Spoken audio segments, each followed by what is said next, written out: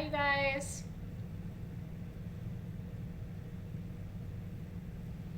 Hello. Do you see me? I see you. Hi, everybody. Welcome in.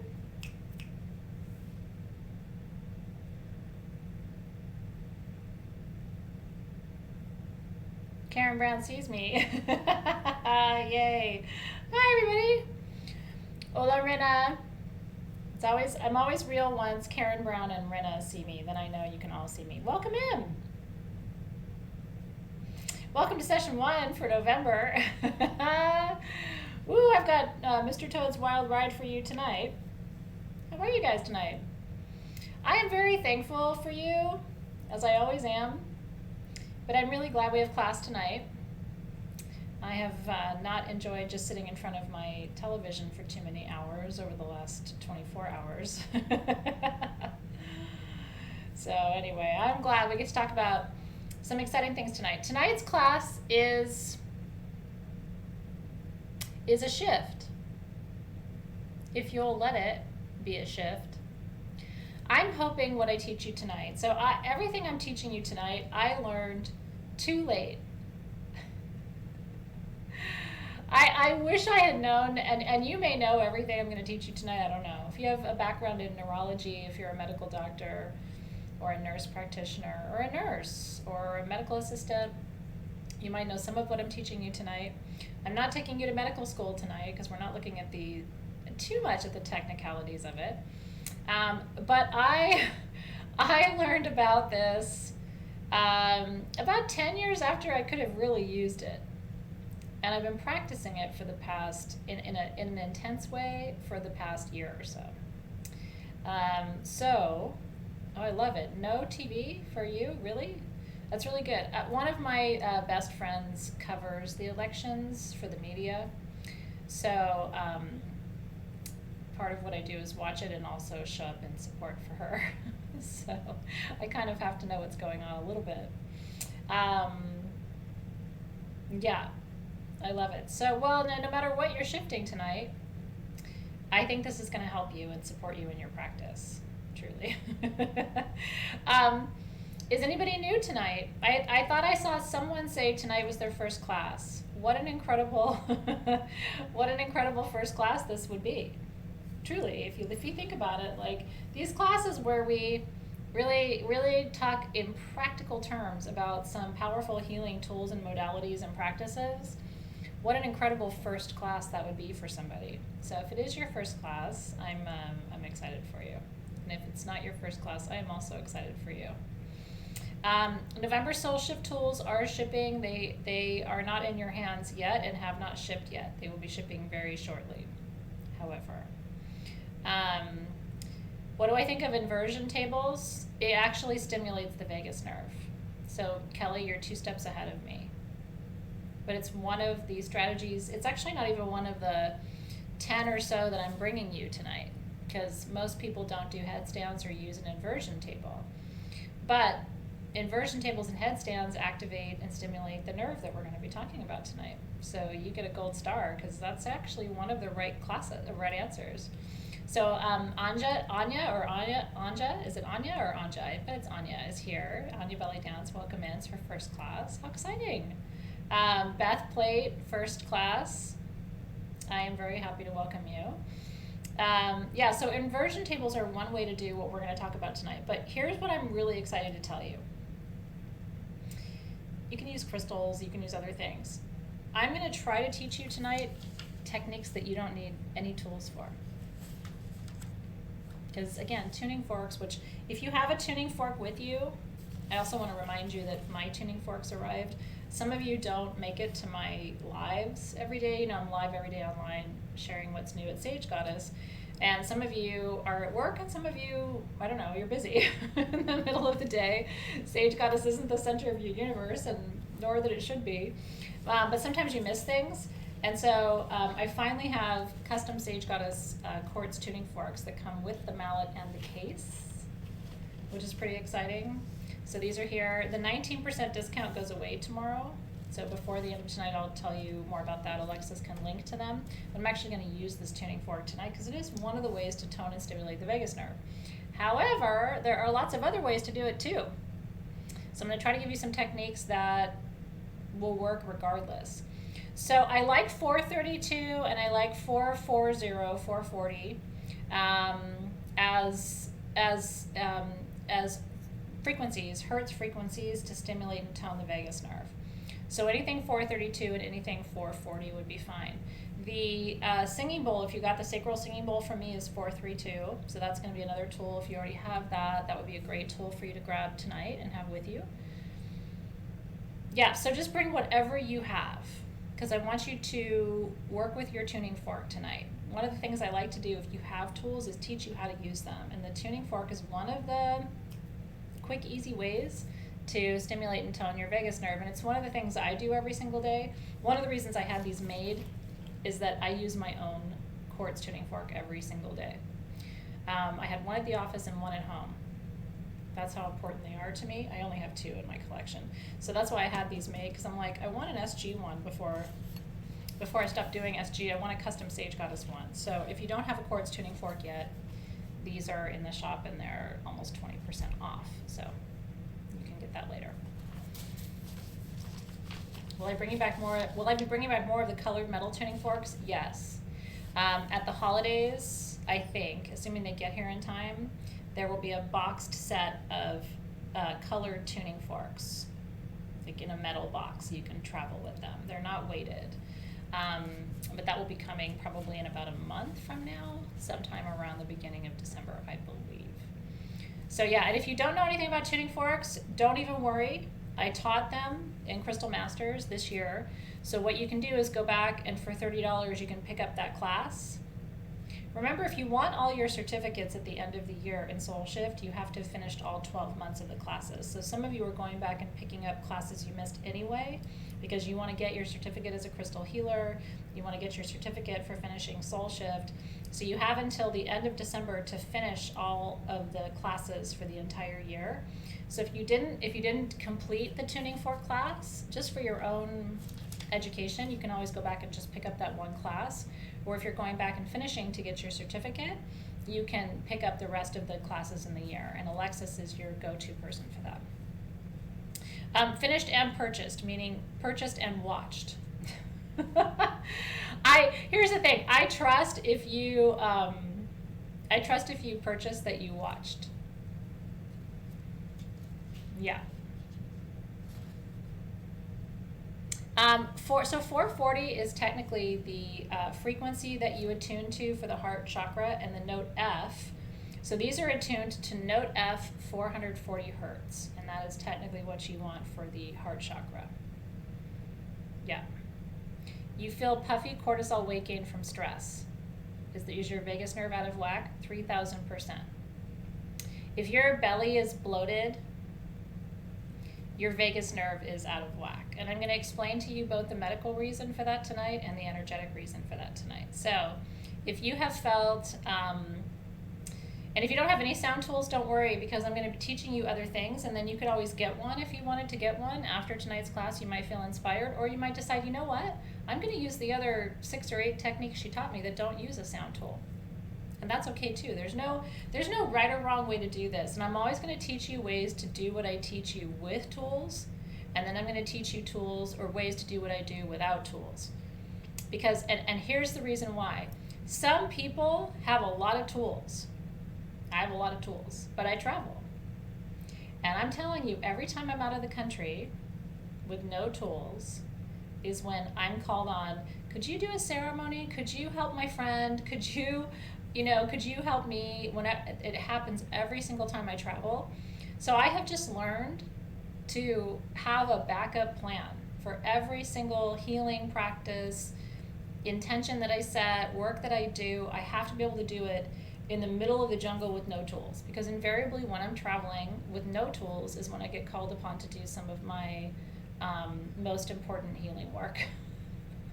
And if I haven't taught you how to do things without tools, then I've only taught you one way of doing things. It's very important. You will at some point be somewhere with no tools, and have to do some healing work, and you better have a plan for that. Okay. So I'm going to teach you tonight, Candace, what the vagus nerve is and how to stimulate it different ways. I'm not going to be teaching you the differences between how a tuning fork stimulates it versus how a singing bowl stimulates it versus how the gateway pressure points stimulate it, but I'm going to be teaching you techniques to stimulate it. This could quickly turn into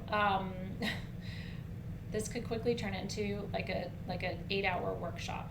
Okay, what I'm teaching you tonight is big, so I'm trying to condense it into like a little 2-hour class,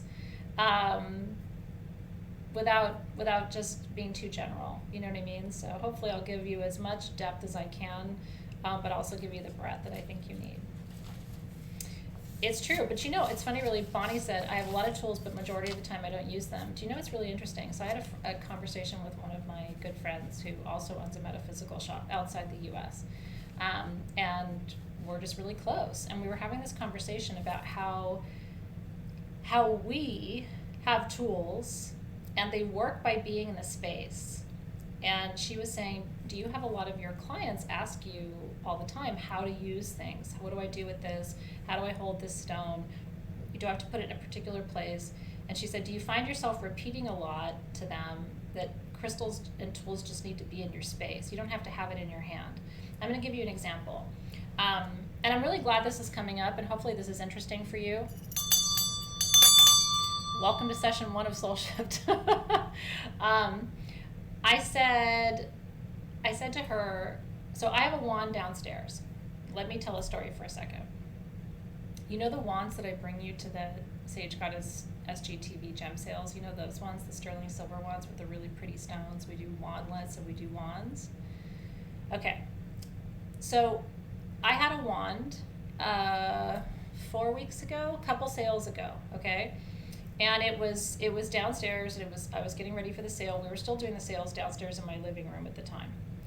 And Dave was laying stuff out with me, and we were chit-chatting and having a glass of wine, setting up the night before. And I looked down, and one of the wands was broken, okay?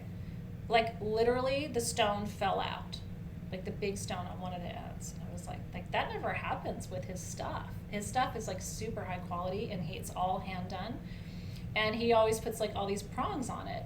So I was like, wait a minute. So it literally, the half of the wand just broke off.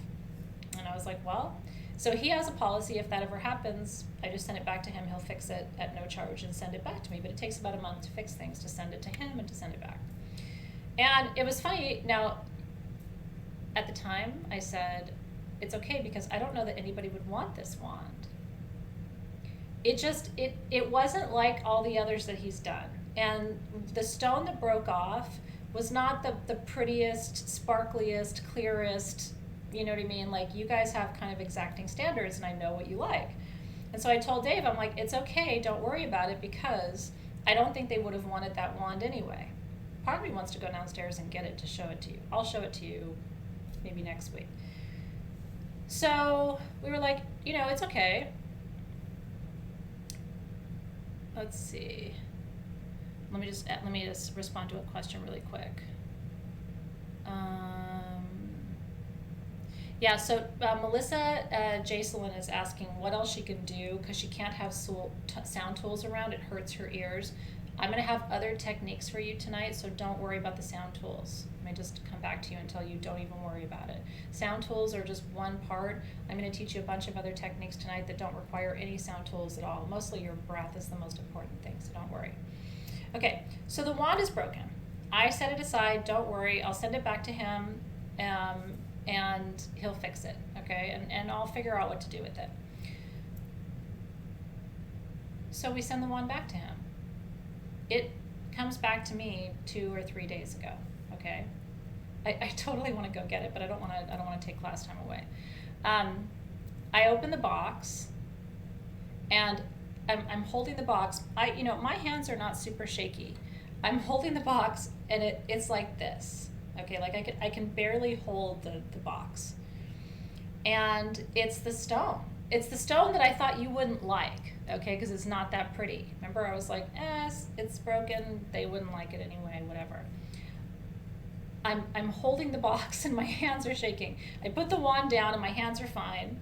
I pick the wand back up and my hands start shaking again, okay? And so I lay down on the couch like I always do every morning to meditate. I just put the wand on the table and I laid down, and my spirit guides were like, we broke it so you wouldn't sell it. And I was like, of course you did. And it did not have that vibration when I was holding it broken, okay? I just was like, well, it's not that attractive and they wouldn't have loved it anyway, so whatever. Just this afternoon before coming to class, I picked it up one more time because I've had it sitting on the table since it came back to me a couple days ago. I pick it up and my hand, it, like literally, Zoe and Nick could see it. They're like, your hands are vibrating. And I'm like, I know, it's the stone. It is at the end of our time together tonight, because I don't want to take time away from people who just want to focus on class content, but when we're done tonight, I'm going to go like this, go get it and come back at 6, and that way it's after time, so if you guys want to see it, you can see it. I kind of want you to see it because I want you to tell me what you think. It's a beautiful wand now. It's chalcedony. The stone is chalcedony. I mean, it's like, what? These stones that you would think, nah, chalcedony? Making you vibrate like that? So what I'm telling you is that wand is having an intense relationship with me right now just by sitting in the room. And it broke itself so I wouldn't sell it. And even he knew it. When piece came back to him, he's like, this wasn't meant to go to anybody else. So I will. At the end of class tonight, it's a chalcedony stone on the bottom. We'll see what you think of it. But the energy of it. So I'm telling you this story for 2 reasons. First of all, you don't have to use something for it to work. If it's in your home, if it's in your space, if it's in your perimeter, it's vibrating at a frequency, it is shifting your consciousness. So just because you have a tool and the universe said, get that candle or get that ring or get that thing, even if you don't wear it or use it, and this is what my friend and I were talking about, it doesn't matter because the crystals are vibrating, they're calibrating the frequency, right?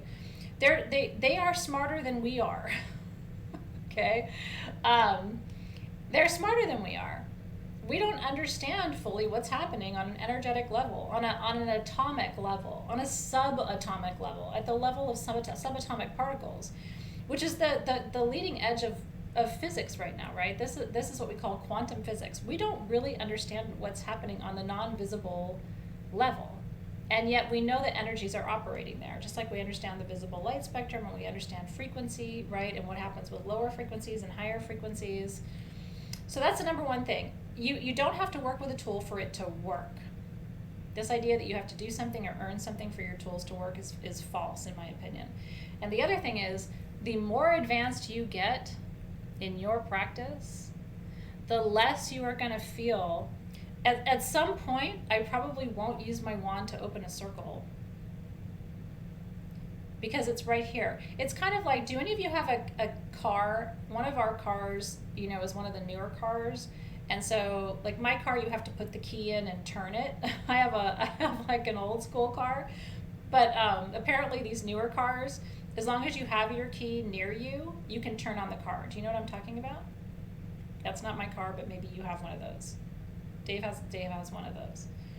And so, it's like, I'm so old school, but I'm like, ooh, look, you turned on the car and you didn't even put your key in and turn it, right?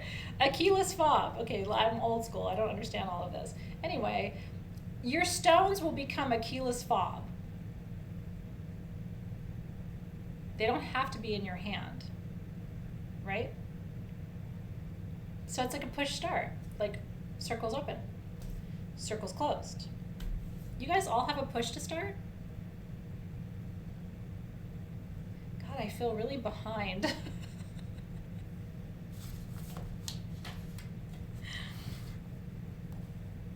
It's okay.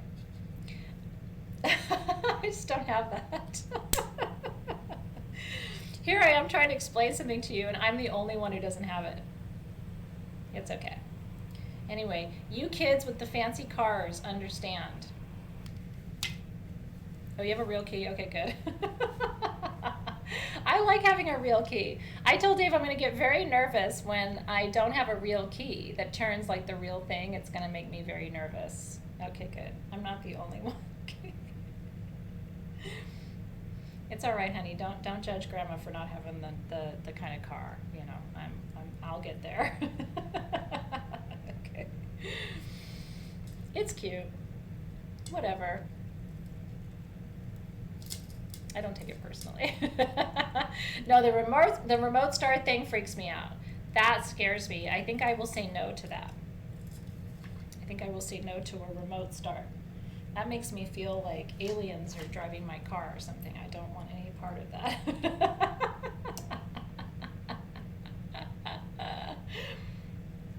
We're going to be talking about this years from now. Remember when you didn't know what a keyless fob was?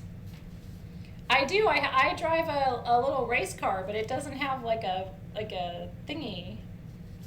Okay. Well, anyway, we'll smudge away my lack of knowledge. I know. No. Well, here's the thing. You know what's interesting is my brother worked for before he retired. He worked for 25 years for Toyota. My brother has a degree in artificial intelligence, and so he was one of the pioneers in developing the self-driving technology. And my brother said, no matter how advanced it gets, don't buy a self-driving car. And when you have a technology expert telling you that, that's kind of scary. He's like, don't ever buy a self-driving car. So I think I'm going to keep my key and drive my car. Yeah, he said, don't ever do it. Now, I mean, you know, never is never, but he just said, Athena, we can't keep it from being buggy. Yeah. Now, I mean, that was 5 years ago, so maybe they've gotten better at it, but he was like, remember me telling you this. Don't buy a self-driving car. Yeah. Anyway, okay. Now, back to Soul Shift. Were you waiting for it? It's just one person's opinion, but it was enough to make me pause for sure. He's a very smart person, so I take his word for a lot of stuff. Okay, I definitely wouldn't want my kids in self-driving cars, but I might feel differently about that by the time. Nick has, 2.5 more years before he's driving, so maybe I'll feel differently about it. So let's talk about your worksheets for this month. Are you ready? So if you're new to Soul Shift, even if you're not new, it's kind of nice to recap. No, this is not organic. This is super CVS. But it's my favorite lip gloss and it's affordable. So no, I will not impress you. I don't always eat organic food and I don't use always organic makeup. But I like it and I can find it at CVS.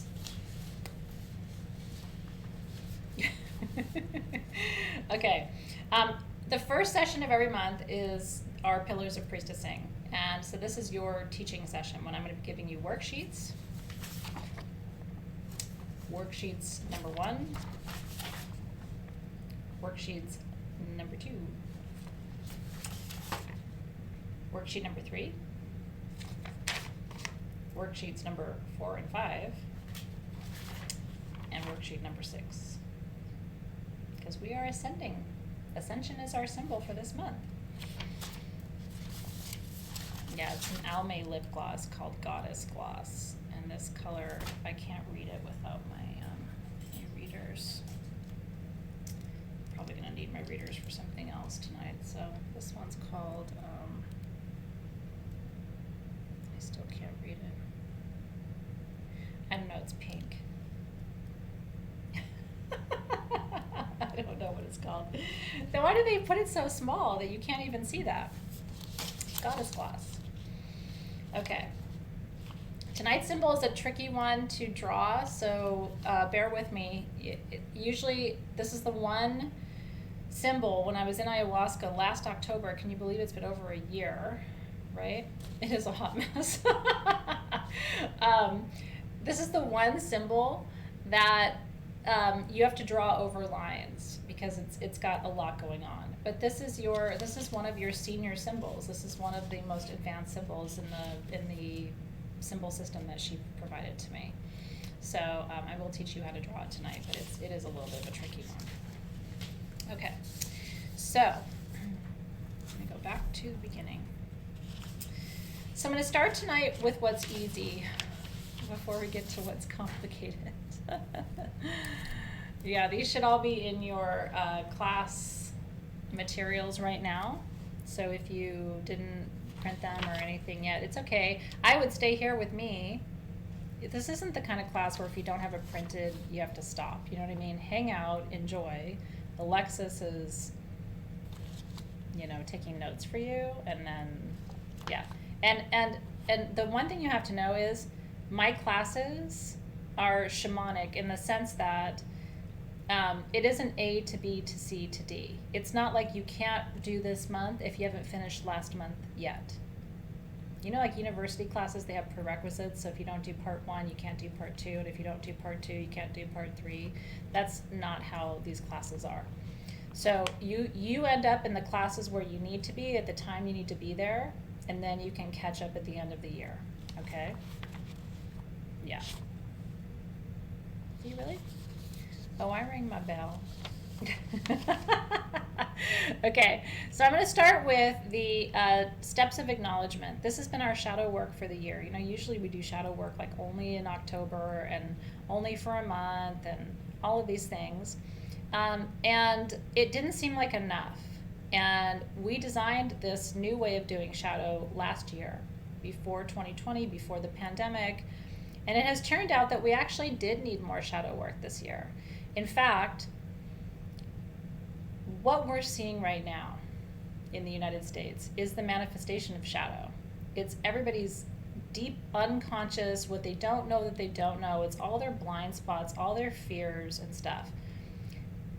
And I wish at some point during this lifetime that I would be able to live through a time when people would see that we all have the same fears. We all have the same anxieties. We all have the same insecurities. Most of us feel like we're not good enough, we're not attractive enough, we're not smart enough, we're not nice enough. You know what I mean? Like we all have the same fears and phobias and anxieties. And if we could really get to a point where we could see that, we actually would be much closer to each other. This is why when people say, well, how can you have friends who vote differently than you do? Or how can you have friends who, because I do, like good friends, or how can you have friends who think differently than you do, or how can you have friends who behave differently than you do? And it's like, because we're all the same, and those people acknowledge it. It's not a barrier that divides us, but it is not where we are kind of right now. You know what I mean? So let me share this month's work, and of course we're doing 2 steps of acknowledgement this month. This month your work is to account for your shadow, meaning to take responsibility for your growth and commit to maintaining your integrity. And I will tell you, as the teacher of this class, teachers are always looking for something. A lot of you have been teachers, so you understand. But a lot of people don't know this about teachers. I told Zoe this today because she's struggling in math, okay? I said, you know what? Your teachers are always looking for something. Your job is to figure out what they're looking for and give it to them. Some teachers are better explaining what they're looking for. Some teachers hide the ball and make you work for it. But they're all looking for something. And when you can show them what they're looking for, you get the grade or the whatever you are looking for, right? I'm looking for this month for you to show me that you have integrated this. That instead of projecting shadow or hiding shadow or expecting somebody else to deal with your shadow or apologizing for your shadow, I'm looking for you to take responsibility for it. And let me tell you what that looks like. Are you ready? And I will tell you right now, this is the hardest stuff we're doing all year long. That's why I'm telling you tonight and next month, these are the last 2 months of Soul Shift for 2020. If you want the reward at the end, right, this is the hard, sticky work you have to do. What this looks like in your relationships is I take responsibility for my growth. So I look at my work relationships, my partnership, my friendships, my relationships with my kids, and I look at the challenges that we're facing, and I account for my part of it. I account for my part of it. What am I doing or not doing that contributes to these challenges? And I have these own things in my relationship. I have these my own things with my team, right? It's like I know what my kind of challenge areas are, and now the work of this month is I own it. I take responsibility for it. I say that part's mine. You don't have to fix that. That's mine. I have to fix that. Which I'm telling you, when that happens, other people start going, well, then I have to look for mine. What's my part in it? When you go, you know what, I'm going to take responsibility for everything here that's mine. People go, well, wow, she's taking responsibility for her stuff. Maybe I should look at what's mine here and take responsibility for it. It also takes pressure off your partner. When you look at your partner and say, we're having a communication gap here, I take responsibility for what's mine.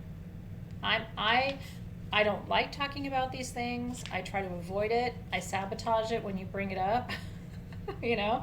And so then your partner goes, wow, I mean, she's really taking responsibility for her part. Let me meet her there and maybe try taking some responsibility for my own part, right? It's really big. It's really, really big. And your partner will be like, this is awesome. What I'm talking about right now is almost like the best marital therapy there is. Because usually people end up in therapy when nobody's willing to take responsibility. When everybody looks around and goes, well, if you would do that for me, and if you didn't do that, and if you were better about that, and if you were not, you know, it's like if. And it's like, well, what are you doing? Nothing. Right? It makes them think. Maybe there's something I could be taking responsibility for. The other part of this month, beyond just here's my responsibility, right? It reminds me of a customer service issue that came up in our group the other day. I mean, just to give you an example, right? The customer is upset, and rightfully so, right? Stuff is leaving the U.S. and it's taking forever to get to the country where she lives. Now, the order was delayed. And then when it left Sage Goddess, it took 19 years, what felt like 19 years, it took like 3 months to get where it was going, because it was outside the U.S. and shipping is all FUBAR'd, right? My responsibility is the order was late. What's not my responsibility is the shipping. I don't control the shipping around the world, but I do control the Sage Goddess, right? So what I could say was, the order should have gone out faster, and I'm sorry for that, but I can't control the shipping part. That's something you have to take up with them. That is you taking responsibility for your part of something. It's not just saying, well, none of that's my fault, right? It's saying, you know what, we should have gotten the order out faster, and then the shipping, you have to take that up with the shipping companies. Does that make sense? I'm giving you like a real, like, concrete example in case the spiritual examples are not easy enough to understand. It is a great compliment. Did you see what Angela Fleury said? She said, best compliment I ever got was somebody told me I took responsibility for my actions.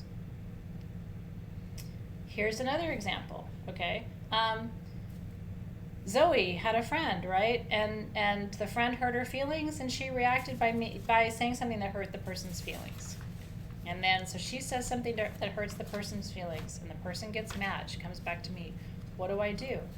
The first thing I said to her is, what did you say to that person? So she tells me what she said.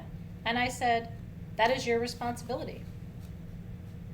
You hurt their feelings. When they express those hurt feelings, it's because you said that, and that was not a responsible thing to say. And so now you have to sit with the accountability of, you said that.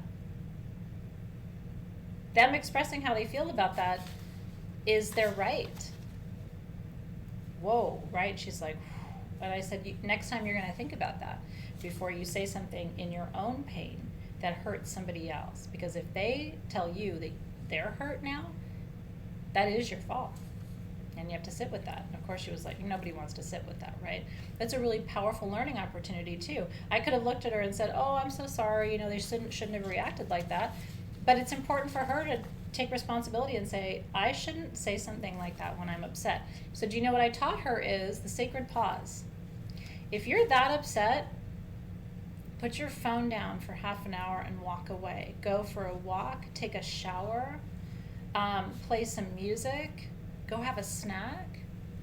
And I'm telling you, what works for an 11-year-old also works for a 47-year-old. Sometimes I need to have a snack, take a bath, go outside, put my phone away, because we can't get upset at someone for being sad when we hurt their feelings. You know what I mean? So that's the deeper part of this. And I brought that example up to show you that it isn't just people in their 40s or 30s or 50s or 60s or, you know, whatever. It is, we start this when we're very, very young. And if we don't learn to take responsibility, then as adults, everything becomes somebody else's fault. And I don't want my kids becoming those adults who think that everything is somebody else's fault. Instead of going, you know what, I shouldn't have said that. I was wrong, and I apologize. I don't want my kids to be people who don't say they're sorry. It's really important. Okay, the other part of what we're doing with our shadow this month is we're liberating it. We're setting it free. And this is the second part that I want you to think about. We started the 12 steps of acknowledgement at the beginning of this year with Aries, right? The sign of initiation. And then we moved to Taurus, which is about taking ownership of ourselves. After that, we went to Gemini to explore, and then to Cancer to look at the psychology and the emotions of all of this, right? Then we went to Leo to express it. Then we went to Virgo to self-improve. Then we went to Libra to learn about balance and harmony. And then to Scorpio for transformation. Then we went to Sagittarius for integration, right? We will go to Sagittarius for integration and responsibility, and then we'll get eventually to Aquarius. What we're doing here with liberation is once, and this is the most important thing I want you to hear. In fact, I changed, you know on Facebook how you have a bio? You know, it's like a little one-line tagline. I changed mine yesterday. And you have the option to post it, but I didn't want to post it because I don't like to draw attention to myself on Facebook. But it still felt important enough to me to change it. Whenever you choose love, you choose freedom. Whenever you choose love, you choose freedom. Every single time. Whenever you choose freedom, you choose love. Those are mutually interchangeable energy streams, freedom and love. You can't love something without giving it freedom. If you're in a relationship where you have your fist around somebody, they are not free, and that is not love. If you love something, set it free, right? I mean, that's been like a saying in our culture for as long as I've been alive. And so if you love yourself, you're going to liberate yourself. You're going to liberate yourself from shame. You're going to liberate yourself from, because shame is what leads us to not wanting to take responsibility. What will it mean if I take responsibility? Does that mean I'm a bad person? Does that mean I don't deserve love, right? So when you finally liberate your shadow, without feeling like you have to control it and put it in a box and pretend like it's not there and make excuses for it, when you finally set it free, meaning you accept who you are, and sometimes you make mistakes, and when you make a mistake, you take responsibility for it and you account for it, and then you move on. You don't sit there, linger there, dwell there, make a home there. When you finally get through all of these stages, this is the path to full liberation of your spirit, so that you are not bound by limiting beliefs and by your past and by past lives and by karmic baggage and all of these things. This is soul shift. Is finally not having to, it's not just about not being afraid of your shadow, it's about completely liberating it. And allowing it just to be, right? Think about that saying, Karen Carley, right? If you love something, set it free. If it's yours, it will come back. If it doesn't, it never was. Think about that saying and apply it to yourself. If you love yourself, set yourself free. If you come back to yourself, it was true. We always think of that in relationship to somebody else. Like, if my ex-boyfriend comes back, or if my ex-girlfriend comes back, or if my ex-friend comes back. But we don't think about it with ourselves. I've had to set myself free and trust that I'm going to come back to me. And I don't know what form I'm going to come back in. I mean, I've already done this. I came back in a different form. I didn't look like her. I didn't think like her. I didn't worry like her. I didn't fear like her. I didn't love like her. I wasn't trying to control everything like her, and I like her better. Right? It is tied into romance. But again, ultimately, the ultimate romance is with you. When people find their soulmate, it's never because they're sitting there crying at night every night, where's my soulmate? Those are not the people who find their soulmates. The people who find their soulmates are completely happy being single. And then all of a sudden it's like, poof. But they've learned to build their life without expectation, without needing somebody else, without constantly trying to magnetize somebody else. They completely become internally sourced. And then all of a sudden when they're just like, whoa, really? Now you're here? As opposed to like, where is my soulmate? You know? Because a soulmate doesn't come to an incomplete vessel. A soulmate comes to a complete vessel. A soulmate is not there to complete you. It only comes when you are complete. That's the big aha moment of a lot of these things, you know? I did a ceremony to marry myself. I really did. Didn't we do that once as a collective? Didn't we do like a marry yourself ceremony? I did that. I put a ring on it. I mean, that's what my thumb ring is. I'm actually quite serious. That's what that ring is. This one.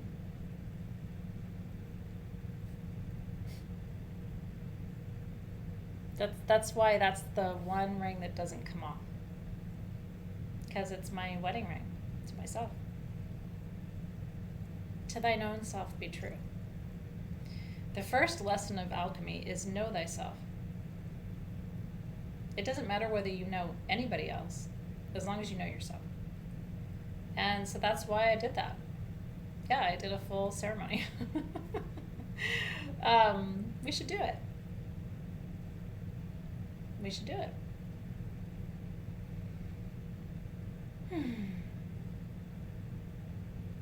At the end of the day, once you've married yourself, your partner's your decoration. They're beautiful decorations, but they're a decoration. Yeah. I mean, honestly, it's not an impressive ring, and it wasn't an impressive ceremony, but it meant something to me. Because what I said in that moment is, this was 2000... God, Zoe was 1. This was 2010. It was 10 years ago. Isn't that funny? Right before SG, I think. Bonus clause. Yeah, that's very true. Yeah, it was 10 years ago. And I just decided I was worthy of, putting a ring on it. And I literally have not taken that ring off. Even through MRIs, everything else. I will take everything else off. I take my necklaces off. I take everything else. And they've never asked me to take that ring off. I have MRIs twice a year, so that's why I mention it. It's an interesting conversation, right? I'm really glad we went deep tonight on shadow because it's important. Now, I want you to look at page 4, or if you don't have page 4, that's right. Yeah, Danielle Newman. So we're going to talk about the alchemical marriage next year, obviously, with alchemy, which is about the marriage of opposites. But I still think that can be an internal, right? Because all of us are the marriage of opposites. My masculine is profoundly strong. I have to work really hard to be feminine. Most people have to work hard as women who identify as female, have to work hard to be masculine. I have the opposite problem. Yeah, it's empowering to marry yourself. I mean, you don't want to be weird about it. You don't want to be like, with this ring, I thee wed, and then like flip around and go, with this ring, I thee wed. And then flip around and go. I now pronounce us self and self. I now pronounce us self and self. You don't want to be weird about it.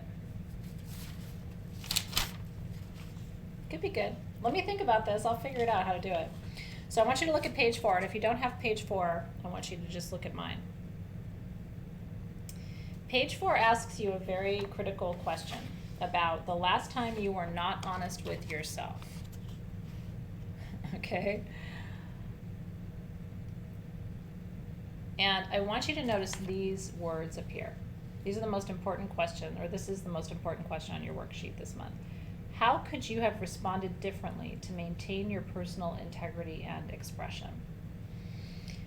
I want you to answer that question sometime this month. You don't have to answer it now. You don't have to answer it publicly. You can just do it to yourself in your own time.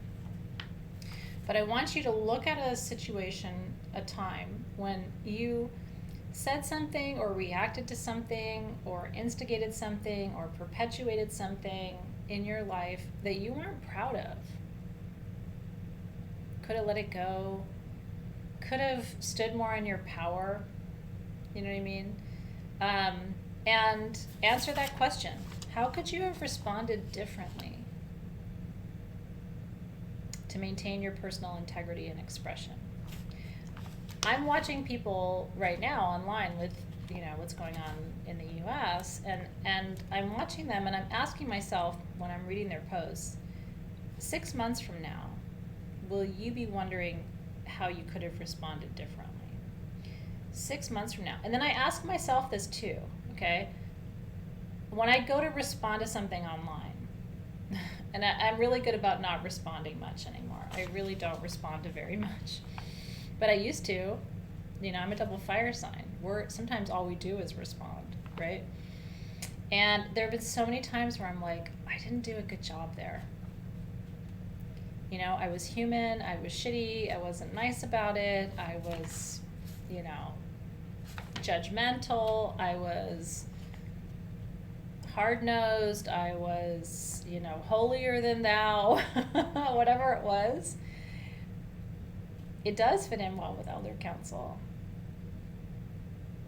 But then this is where so it's not just that though, okay? After you answer that question, here's the bigger question I'm going to ask you tonight. And this may be the one that brings you to the tears, because this is where I start to tear up, okay? The bigger question is, can you forgive yourself for that?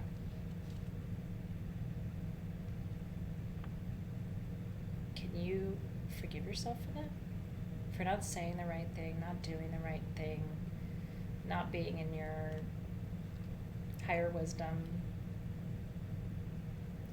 Can you forgive yourself for that?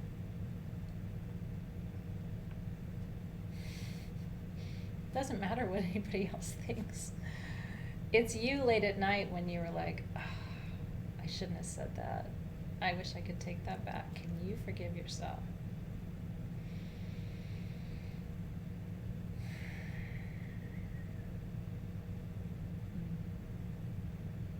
That's what this whole month is about.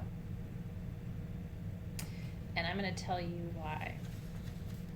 The minute you forgive yourself for whatever that was or is, you forgive everybody else in your life who's fallen short of your expectations.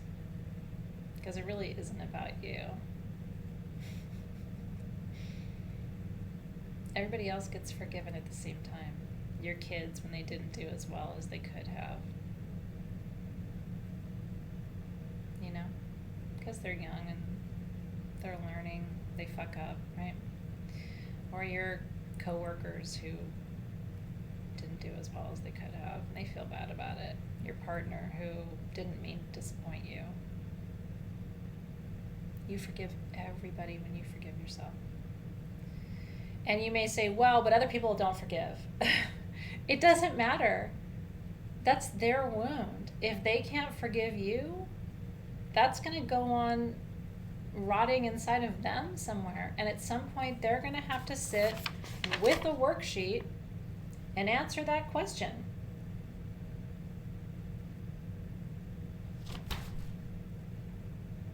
May not be today, so who cares? Let them do their work in the perfect time. You only have to worry about you. You're not responsible for me. You're not responsible for my neighbor. You're not responsible for my kids. You are responsible for you. I love that. Kimberly says, I have a forgiveness altar up right now. Everybody thinks it's about everybody else, and it's not. It is only about you. Okay. So how do we do this? I've just told you the what, okay? Now I'm going to teach you how. And I'm going to teach you how to do it in a way that isn't intellectual. Because here's what you really have to know about tonight and this work that we're doing. I see all of your comments, by the way. I love it. Suzanne says, it's taken me 67 years to get where I'm happy with how I'm responding to things now. It wasn't easy, but I'm happy with the change. You know what? But who cares if it's 67 years? That's better than 97 years. Isn't it?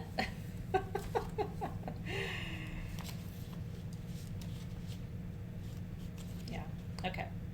I'm going to teach you some ways to do this that have nothing to do with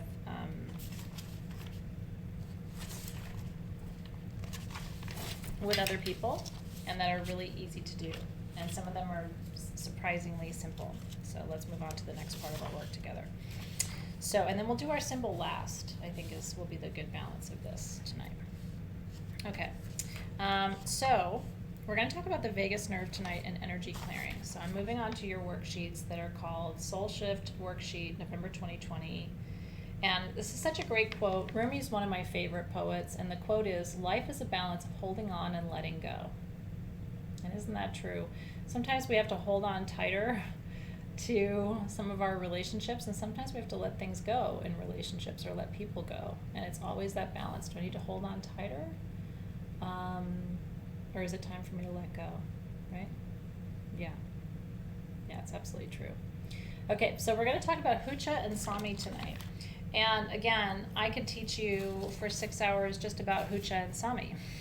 You're probably like, what are Hucha and Sami? We talked about Hucha and Sami, gosh, how long ago was it now? 2 years, maybe? I don't talk about it too much anymore because I've just really been turned off by what people do with shamanism, and so I've kind of veered away from all of that just so I don't get into too many of those conversations. But this is a worthwhile topic of conversation. And so in the Q'ero, Q''ERO tradition, which is the Andean shamanic tradition from the Andes mountains in Peru. So Q'ero shamanism really was born out of the Andes mountain range, which is where your Champis come from. Those are the Apu spirits, right? Okay, so I do want to teach this because I do think it's a really valuable concept, and it's going to lead us into our conversation of the vagus nerve. So in the Q'ero shamanic tradition, there's energy.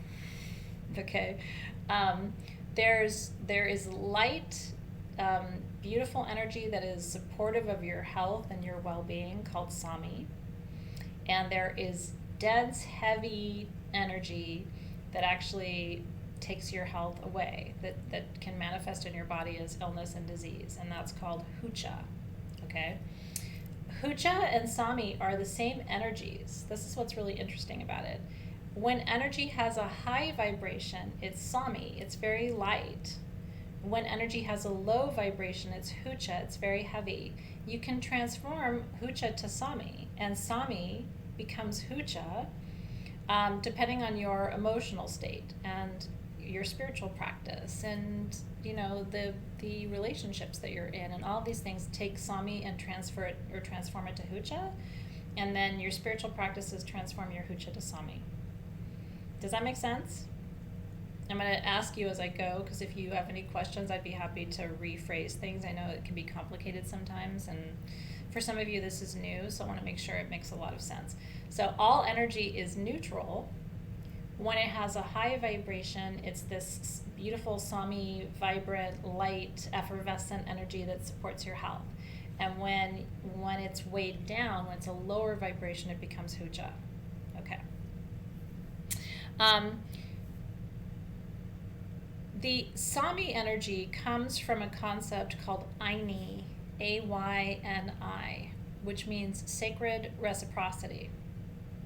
So if you and I are in reciprocity, I'm giving, you're taking, right? And then I'm taking, you're giving. And there's a constant exchange. We feel good about it. We understand each other. We're communicating openly. Think about this in relationship, right?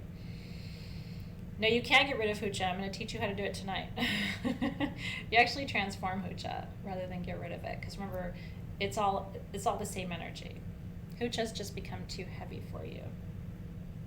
Okay, so Sami comes from a process called Ayni, Ayni, and Ayni is sacred reciprocity.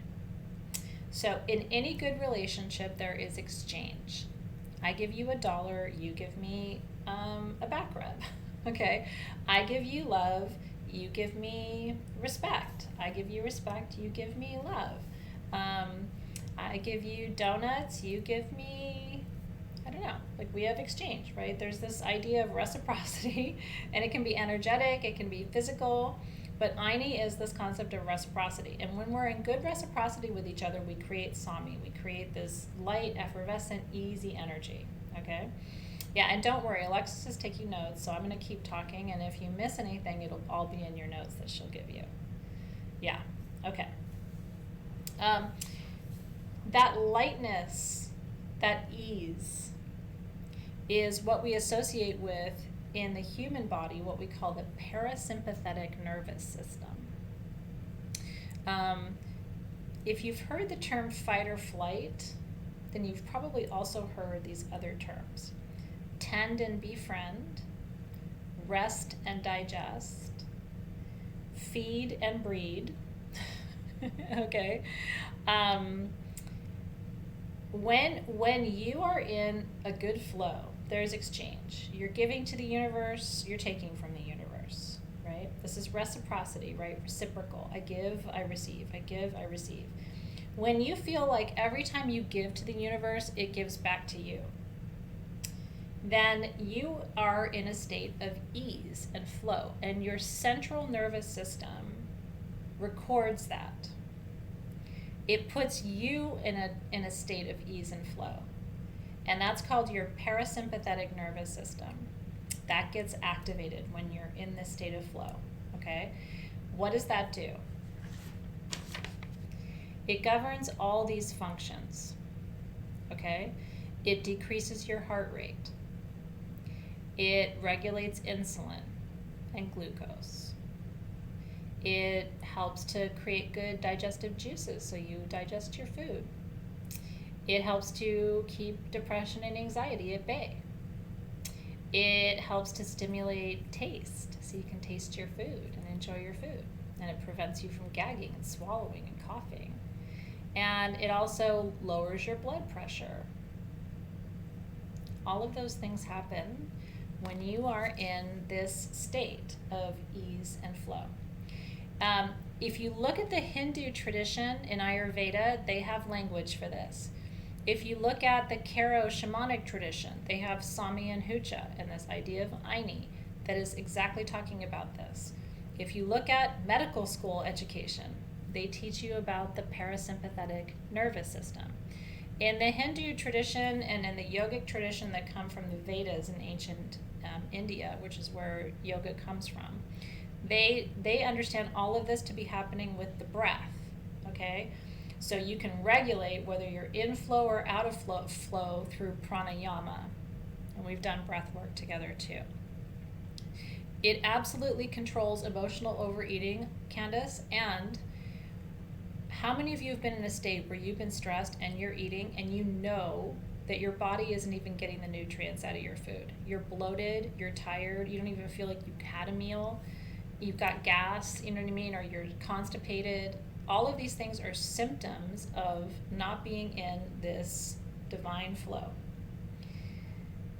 Hucha, when you're experiencing heavy energy, so when you're in that flow and everything's moving and your digestion is good and you're not constipated and all of these things, You're in that Sami state. You've got divine reciprocity. The universe is working with you. It's all so good. When that energy gets heavy, that activates what's known as your sympathetic nervous system. And that is fight or flight or freeze. That is, get me out of here. I don't want to do this. I don't know what to do. I don't want to do anything. I don't want to be here. I don't want to help you. I don't want to experience this. I don't want to look at that. That is the opposite of that vagus nerve being toned and active. That is blockage at every state, okay? Is this making sense too? So when there is a lack of flow, your energy becomes heavy and everything becomes heavy, and every meal you eat just sits in your body, gets stored as fat. Your body isn't even, taking any of the nutrients out of it. It just takes that food and goes, well, let's store that as fat because we might need that later. We're in a fight right now. When you are in a state of hucha, in that shamanic tradition, what happens is your body stops producing digestive enzymes. Your cortisol levels shoot up.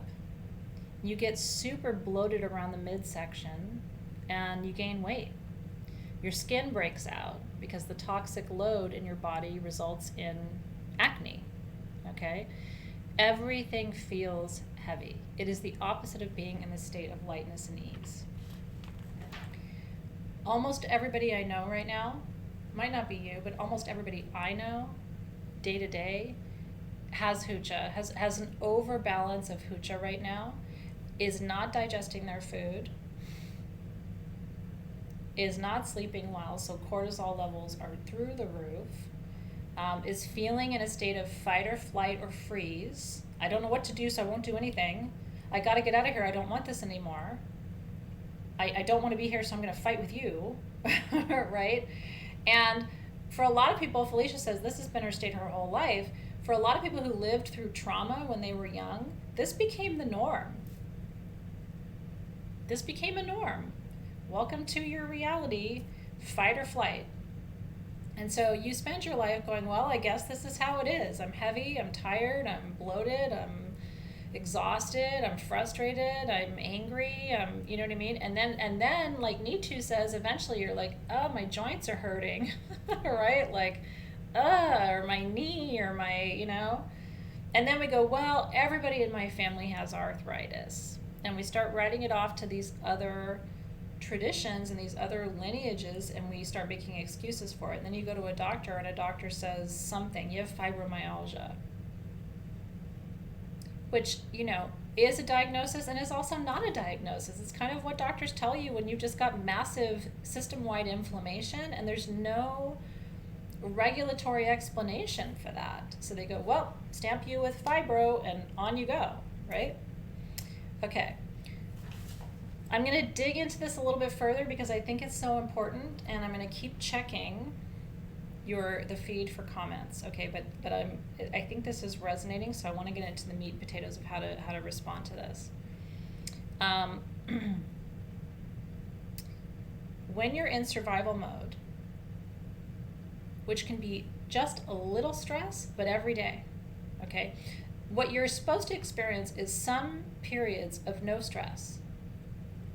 You are supposed to have sustained periods, days and weeks and months, and sometimes years, where you are under no stress.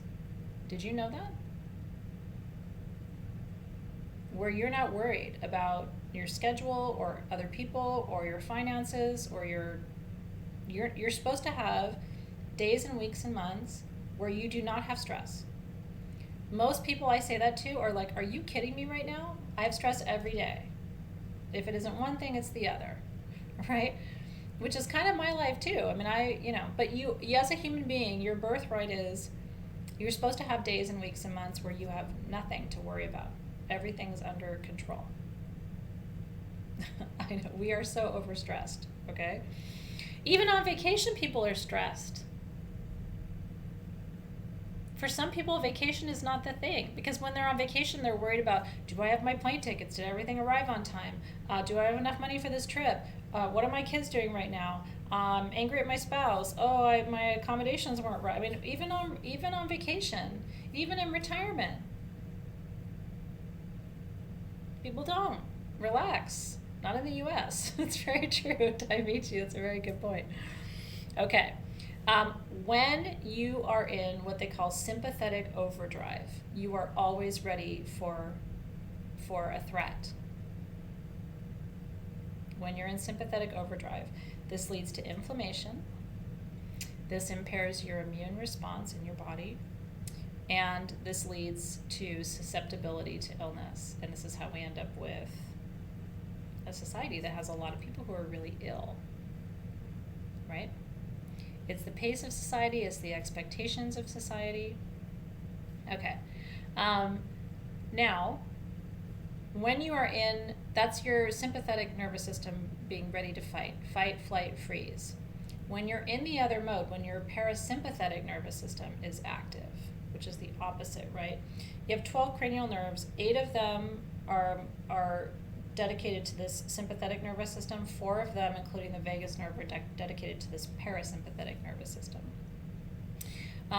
When you're in the parasympathetic nervous system, it prevents your body from overworking.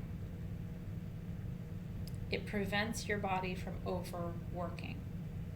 So your cortisol levels stay lower. Your digestive system functions in a regulatory way to create what we call homeostasis, which is the goal. Every human being wants to achieve homeostasis. Your body's trying to achieve balance. Your chakras are trying to get balanced. Your organs are trying to get balanced. So Kelly's asking, so what causes the hucha? A million different things. Honestly, just being human. Hucha can be caused by being in the womb and knowing that you're not wanted. It starts at conception. And it can extend all the way through being 47 and going through a divorce, and then, whatever else happens. I mean, it can be, and for some people, hucha accumulates just on the daily. There's single moms or single dads, and just every single day is just hard. And so what should be light and easy and automatic is just labor. And so it's just constantly trying to, and it's like we can't ever get outside the cycle, right? That's right. So parasympathetic is good, sympathetic is bad. Well, not bad, but parasympathetic is Sami, and sympathetic is hucha. Is that helpful? Because Sami and hucha are light and heavy, which I like better than good and bad. Light and heavy. Parasympathetic is light, sympathetic is heavy and dense. Yeah. I don't have it mastered, but I've been working all year on this. So that's where I'm leading you. I'm actually teaching you everything that at least tonight, I'm giving you all the tips that my 3 teachers, because I've hired 3 different people to help me with this year, and none of them had it all mastered. So I learned everything I could from the 3 of them. I'm still learning with them. But I'm giving you kind of, from those 3 teachers, kind of the best of my experiences tonight of what I've learned, in hopes that it's helpful for you. Okay. Now, the bridge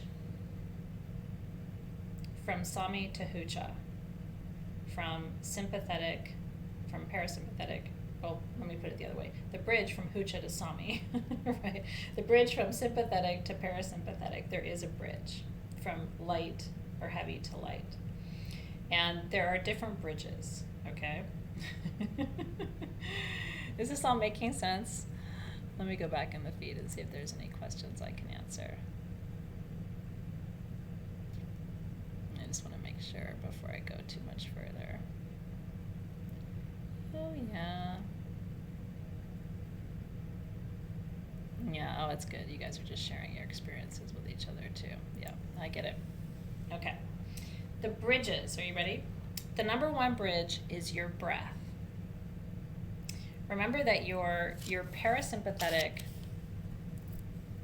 nervous system is your autonomic nervous system, which means it's all the stuff that you can't control or don't control. So like your breath, you don't have to tell your body to breathe. Your body just breathes on its own, right? That's an automatic autonomic function. I can sit here and breathe, but even if I stop doing that, I'm still going to be breathing. I'm going to keep talking to you. I'm not going to be aware of my breath anymore, but my body is going to do that on its own, okay? So that's part of your autonomic self-regulating nervous system. Now, the main nerve involved in the parasympathetic nervous system is called the vagus nerve. And it sounds like Las Vegas, but it's not spelled that way. It's spelled V-A-G-U-S, Vegas, V-A-G-U-S, okay? And the in the Hindu tradition, they call it the healing nerve. It only intersects with your spinal column at C1 and C2. That's the only point of contact that the vagus nerve makes at the actual spinal column. But it extends from your cervical spine all the way down through your body. It connects to every major organ in your body. The vagus nerve, if you Google it, I meant to print out a picture of it. This kind of shows you what it looks like. It's a big old nerve. And there's where it crosses C1, C2. So if you have a disc compression at C1, C2, sometimes that could interfere with energy flow through the vagus nerve. But it actually touches every single organ. It touches your lungs, it touches your liver, it touches your digestive tract, it touches your brain. And it's like, it is the most important brain in your system. It has 100,000 neurons. 100,000 neurons. And each one of those neurons is carrying messages, right? So it is an incredibly powerful bundle of nerves. Some people call it the compassion nerve or the love bundle. So that is what the vagus nerve is. It's huge. It runs the full length to Julie's point. It is the biggest nerve bundle in your body. 100,000 neurons, right? Isn't it interesting? Okay, so in Latin, you know I always teach you the roots of your words. In Latin, vagus means to wander. W-A-N-D-E-R. So it's a nerve that kind of wanders through your body, and when they did the early autopsies and were looking at the nervous system, they saw this like highly dendritic. It's got all these little arms and tentacles going through the whole system. So they called it the wandering nerve, and that's where the word vagus comes from. Okay, it's unique to mammals. So if you're not a mammal, you don't have a vagus nerve. And it's connected to the oxytocin centers in the brain. Isn't this interesting? So your pleasure center and your pleasure emotion, right? Oxytocin gets released during orgasm, during breastfeeding. Thank God for nursing moms that we have a way to access oxytocin without an orgasm, but it gets released during those and other activities too, and that sends pleasure signals through your body.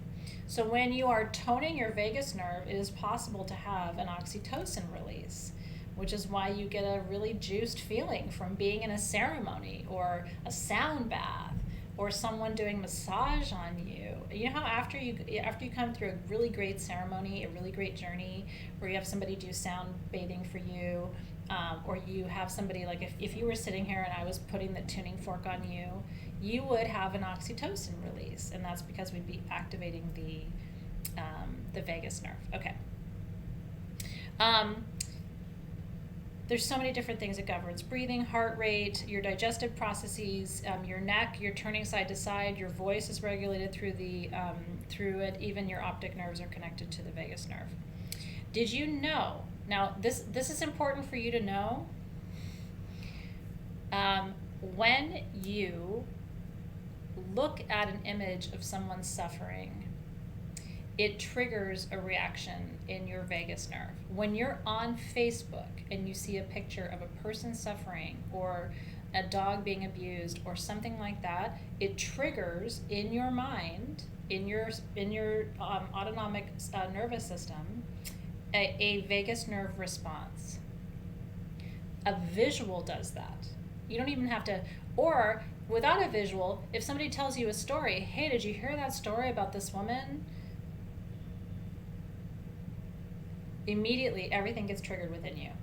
Your entire bundle of nerves. Isn't that incredible? This is why this whole idea of triggers and trigger warnings and all of that are very real for people. Because through that nerve, they have an entire visceral, physical, energetic response. And it raises all these questions. Are we responsible for that when I'm triggering the vagus nerve? Which is why I always tell people, be sensitive when you post things, because to you it may not be a big deal. And I have to be careful too, right? Because I also don't want to trip on landmines with people and trigger, nervous system responses that basically they don't need to be experiencing, right? So it's part of being socially responsible as well. Okay. Any questions right now? That's an interesting theory, Annette Chastain. Mm-hmm. Yeah. And this is, when people say I need to protect my peace, they're actually protecting their autonomic nervous system by choosing not to take in images or stories or all of that. They're choosing to sort of put a barrier around it because they don't want to have that triggered response. Yeah, it can literally make you sick to your stomach. Now, what's really interesting is there's a theory, I won't go too far down this rabbit hole, but you can if you want to. There's a theory that there's the sympathetic nervous system, fight, flight, freeze, oops, I'm in trouble, get me out of here. There's the parasympathetic nervous system, which is, the part of your nervous system that regulates these autonomic functions, these automatic functions, and that's kind of the opposite of that. It's about relaxation and flow and feeling connected and one with all creation and all of that. There's a theory, and empaths, largely skilled empaths who are not overweight and very sick, have learned how to manage the parasympathetic response. They've learned how to get themselves out of fight or flight. Because if you're an empath and you are reading for 2 clients a day, okay, let's say you're a channel and you're doing 2 readings a day, and every single client that comes to you has an emergency. Oh my God, this. Oh my God, that. Oh my God, this. Oh my God, that. If you are not skilled at balancing their energy and being able to help them maintain their energy without entering into their energy field, you're going to go into fight or flight alongside them. And then we wonder why empaths have health problems and weight they can't lose and all of these things. And it's because they are without having boundaries, going into the same fight or flight that their client is. And so now their body's not producing digestive enzymes, and their muscles are seizing up, and there's blockages now, right? And it's leading to arthritic patterns because it's leading to blockages along the central channel. It's just something very interesting. And I've noticed this among a lot of my reader friends who've had to really figure out how to have better boundaries so that they're not in that same fight or flight that their clients are. So this is all connected to that, Jen Nelson, 1000%. Okay, there's a theory that there's a third part of the central nervous system. I'm just going to sit this with you. If you want to dig into it, you can read up on it. It's going to take you down a different path and far more medically nuanced, and we're not in medical school together, so I don't want to go too far down that path tonight, but it's called the enteric nervous system, the ENS. And the idea there is that your digestive tract, your small and large intestine, are their own nervous system, separate from the spinal column and the brain. And that you can actually think with your gut. That's why people say, well, I have a gut feeling about that. What does that mean? So there's this idea that you have your sympathetic, right, your parasympathetic, and then your enteric. And that there are actually 3 different kinds of nervous systems, and then there are 3 different sets of exercises to manage those. Yeah, and I have to be careful too, because you can imagine in the work that I do, there's a million people on Facebook. There's other people on Pinterest and Instagram and everywhere I go, and then people in person too. And everybody who comes to me is like, I have an emergency, I need you to help me. If I treated every single thing that people brought to me hundreds of times a day as that emergency, I would not be able to do this work. It wouldn't be sustainable. I mean, I would be in a constant state of emergency. So I have to be one who says, okay, you know, let's drop this down, let's figure out some techniques. And so part of the reason I have taken this year to learn these techniques in vagus nerve management is that I've had to learn how to manage my own, and I think by teaching you how to manage your own too, it's gonna make you calm under pressure. The whole goal of tonight is for you to become calm under pressure, because the pressure isn't yours. 99% of the time, if you feel pressured, it's not your pressure. It's somebody else's pressure. It's your boss's pressure. It's your partner's pressure. It's your kid's pressure. It's your, retired parents' pressure. But it's not your pressure. When it's your pressure, you deal with it. But even when it's your pressure, the things I'm teaching you tonight are going to help you regulate the energy flow. That's right. It does bring all that up, Annette, but for tonight, I want to bracket all of that because, yes, our environment is radically toxic, and I think that puts an additional load on the sympathetic, parasympathetic, and enteric systems, no doubt about it. But for tonight, I kind of want to put brackets around all of that because I do think that there is, if we can do the work on the energetics, then we will have more energy to address the physical and be able to take that on as a separate layer. But I think we have to start with the energetics of it first. Does that make sense? So I absolutely agree with you, and at the same time, I want to start where we are, and then figure out, once you have the skills to be able to manage your own personal system energetically, then I think you can apply the same skills to your digestive system and the food that you're eating and your air that you're breathing, or with the work that you do with other clients, for example. Yeah. Now, the goal and where I've been able to get to this year, and I'm not saying this like, oh, look at me, look how good I am, or whatever, because I still struggle with everything all the time.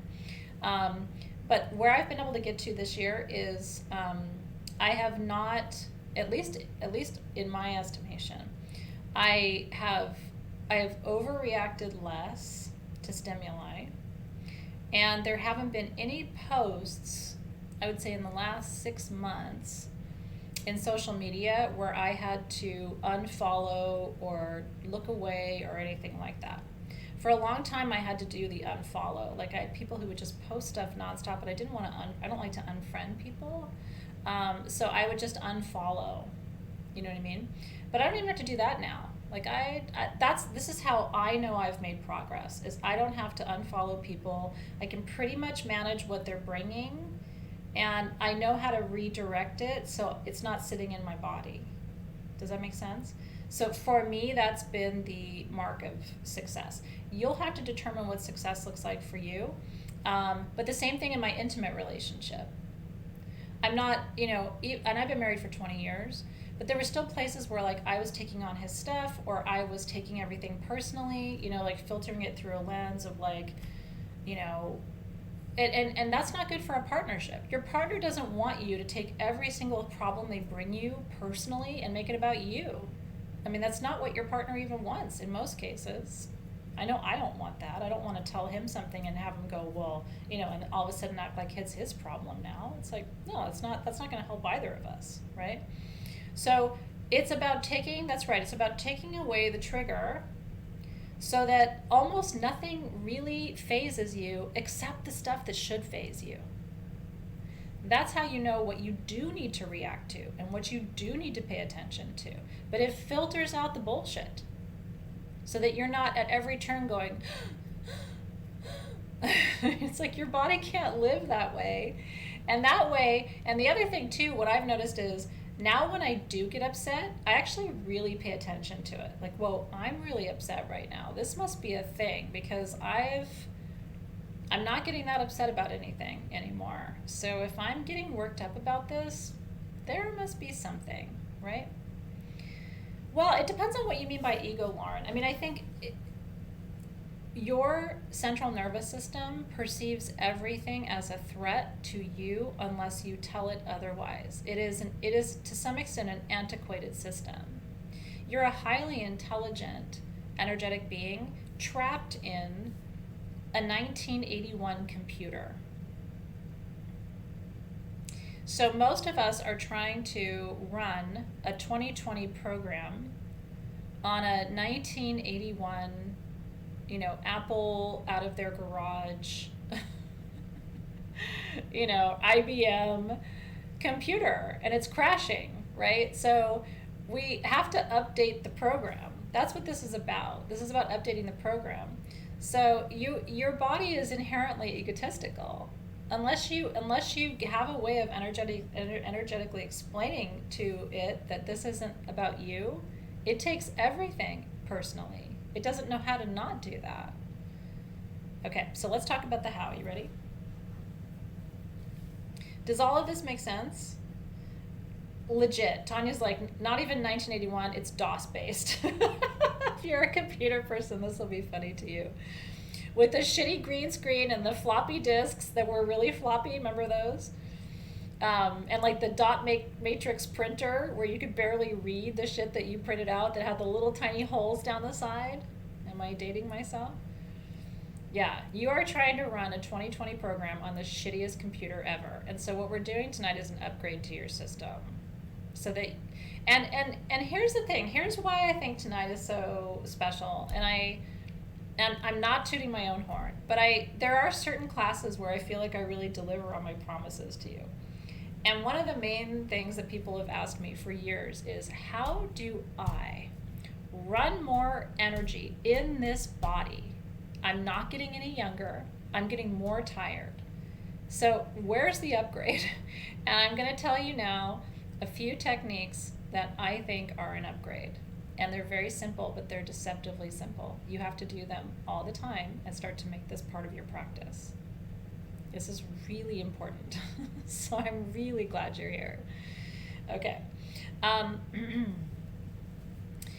What most people will tell you who do this work and study it, which includes, even Deepak Chopra and some of the, Carolyn Miss and some of the really medical professionals that I respect, who I think really understand the mind-body connection on a highly subtle and sophisticated level. What they would tell you is the most important bridge between your parasympathetic and your sympathetic nervous systems, your compassion center and your stress center. The most important bridge you have is your breath. I love it. Nicole says she just came across a disc and wondered what to do with it. I wouldn't even know what to do with it. Maybe paint it and hang it on a wall. I don't know. Okay, so I'm going to teach you a little technique. And right now we're going to do it together. And again, these are deceptively simple tools. And this one is probably the simplest of all. Now, breath work, it's really funny because some people say breath work causes anxiety. And I saw somebody, I don't know, 6 or 8 months ago, had posted a whole article in social media. I don't know how I saw it. It was in one of the other groups that I'm in. Not a Sage Goddess group, but it was about how if you do breath work, it can cause anxiety and heart attacks and all these things. The reality is breath work is, in my opinion, the most important thing you can do to prevent a heart attack. It can make you feel very anxious because your heart rate starts to increase, right? But your heart rate is increasing because you're running more energy through your system. And it can feel like your whole system is in a little bit of overdrive, but it's because you're running more energy through it than you probably have in a long time. So it feels a little overwhelming, but it is not dangerous. In fact, it's one of the oldest tricks, right? Oh, thanks, Kim. I appreciate that. Okay, so let me teach you the technique. Now, if you want to do the whole thing, you should lay down on your back. I'm not going to lay down because I'm teaching you, but I want to invite you. You're totally welcome to lay down. We're not going to do a full breathwork session. I'm actually just teaching you one that you can do anywhere. So if you want to practice it and learn it without laying down, you can actually do this in your car too. So you're going to take your right hand and you're going to place it over your abdomen. I usually try to make sure my thumb and my first finger are over my belly button. And then you're going to take your left hand and place it over your chest. So you're making some contact with your heart. And just come into contact with your breath and breathe normally for just a minute. First of all, just by touching yourself on these two energy centers, because right now you're covering you're between your solar plexus and your sacral chakra for power and creativity, passion, and your heart chakra, which is your central chakra in your body. So you're basically covering your own energy centers with your own energy right now. And you can do visualizations around sending yourself love, sending yourself compassion, acceptance, forgiveness, whatever works best for you today. Yeah, this is a good one. Okay. Now, you're going to inhale for 3, hold for 3, exhale for 6. And I've taught you variations of this before, so this is going to be a reminder for some of you, but for some of you it's new. The one thing to know is you can toggle this. So what you want to do double the exhale that you do of the inhale. So you can do 2 inhale, 2 hold, 4 exhale.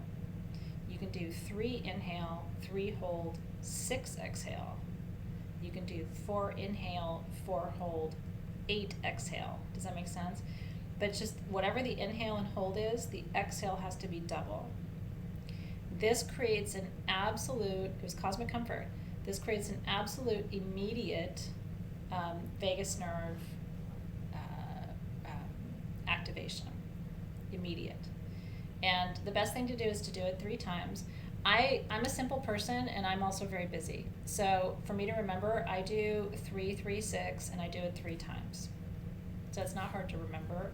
And even if you're just stressed out in the parking lot because you had a shitty meeting with your boss or your coworker was a jerk or whatever, you can go out to your car and in 5 minutes, you're back to center point, to your homeostasis, okay? So it looks like this. I'm going to show you. And it's all through your nose, okay? So it's in 3,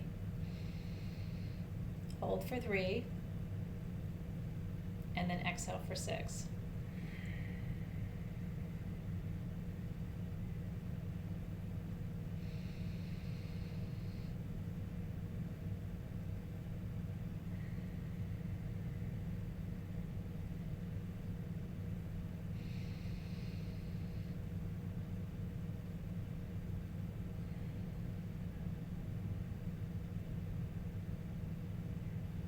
Again, if that's too much, you could do 2, 2, 4.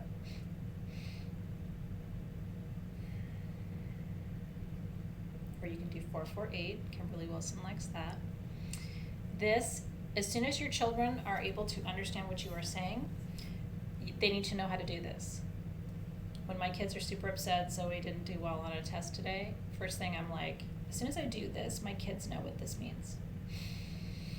Hold, out, 2, 3, 4.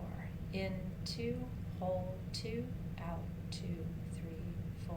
In, 2, hold, 2, out, 2, 3, 4. Just 3 times. We'll stop the whole,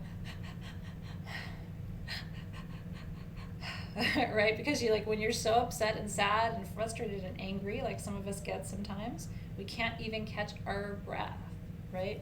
So again, and nobody knows what you're doing. You can be very discreet about it, right? It's like you're putting your hands down your pants. So, and through your nose is best. If you like breathing through your mouth, you can do that too. That's right. And closing your eyes is nice, and I'll tell you why. This is another way to activate and tone the vagus nerve. Shut off one of your senses. Think about it. When you are constantly looking, seeing, hearing, touching, sensing, perceiving, that's overwhelming. The minute you shut off one of your primary senses, you take in 20% less information. If you put noise-canceling headphones in and you shut your eyes, now you've reduced your data load by 40%. If you stop touching things, put your hands on your knees, put noise-canceling headphones in or go in a quiet room and close your eyes, you've now reduced 60% of the input to your central nervous system. And so that fight or flight, it completely gets deactivated because you're taking in 60% less information, right? Does this make sense? Yeah, I love it. So Lisa was saying she's been doing this all these years. You might be finding that you've already been doing a lot of these things, and that's your intuition working for you, or good teachers along the way have taught you these things too. Now, if you start to feel dizzy, take a break, unless you want to feel dizzy. Some people want to feel dizzy. If you do pranayama for 15 or 20 minutes, you will have a journey experience, and some people really like that. But if you really want to be present and being dizzy makes you uncomfortable, then don't do it. Then just sort of be here now. I'm glad this is resonating with you guys. So that breathing is making you dizzy because you're not used to it. So take a break and slow down. And take breaks between, right?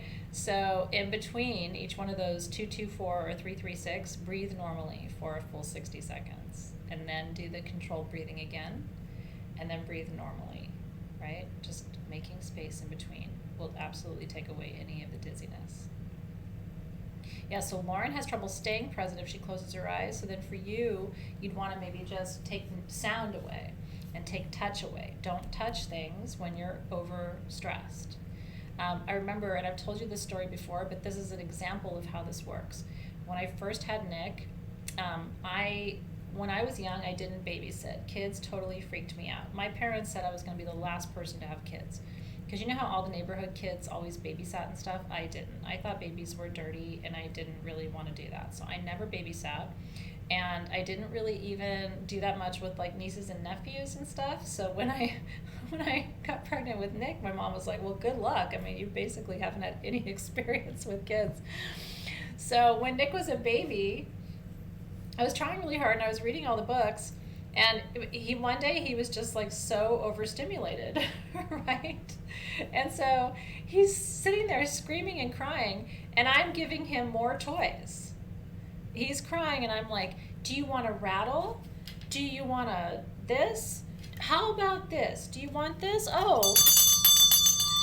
And he's screaming more and more and more, right? Because the last thing he wanted was more toys and more noise and me to be doing this with the rattles and like shaking the stuffed animals and stuff. And so what I learned was what he actually needed to do was be in a quiet room with the lights off, you know, and me holding him, but no ring a bell, smack a toy. You know what I mean? But it took me learning about the parasympathetic nervous system, and that when somebody's overheated and stimulated, if you give them a toy and ring a bell in their face, they're gonna cry.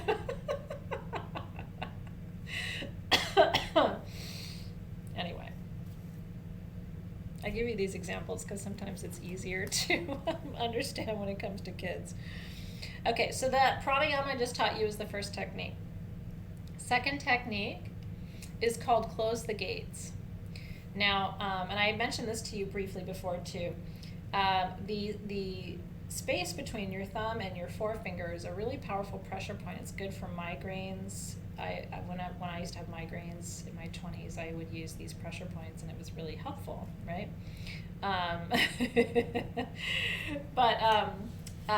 In vagal nerve training, toning activities, one of the exercises that they teach is to close the gates.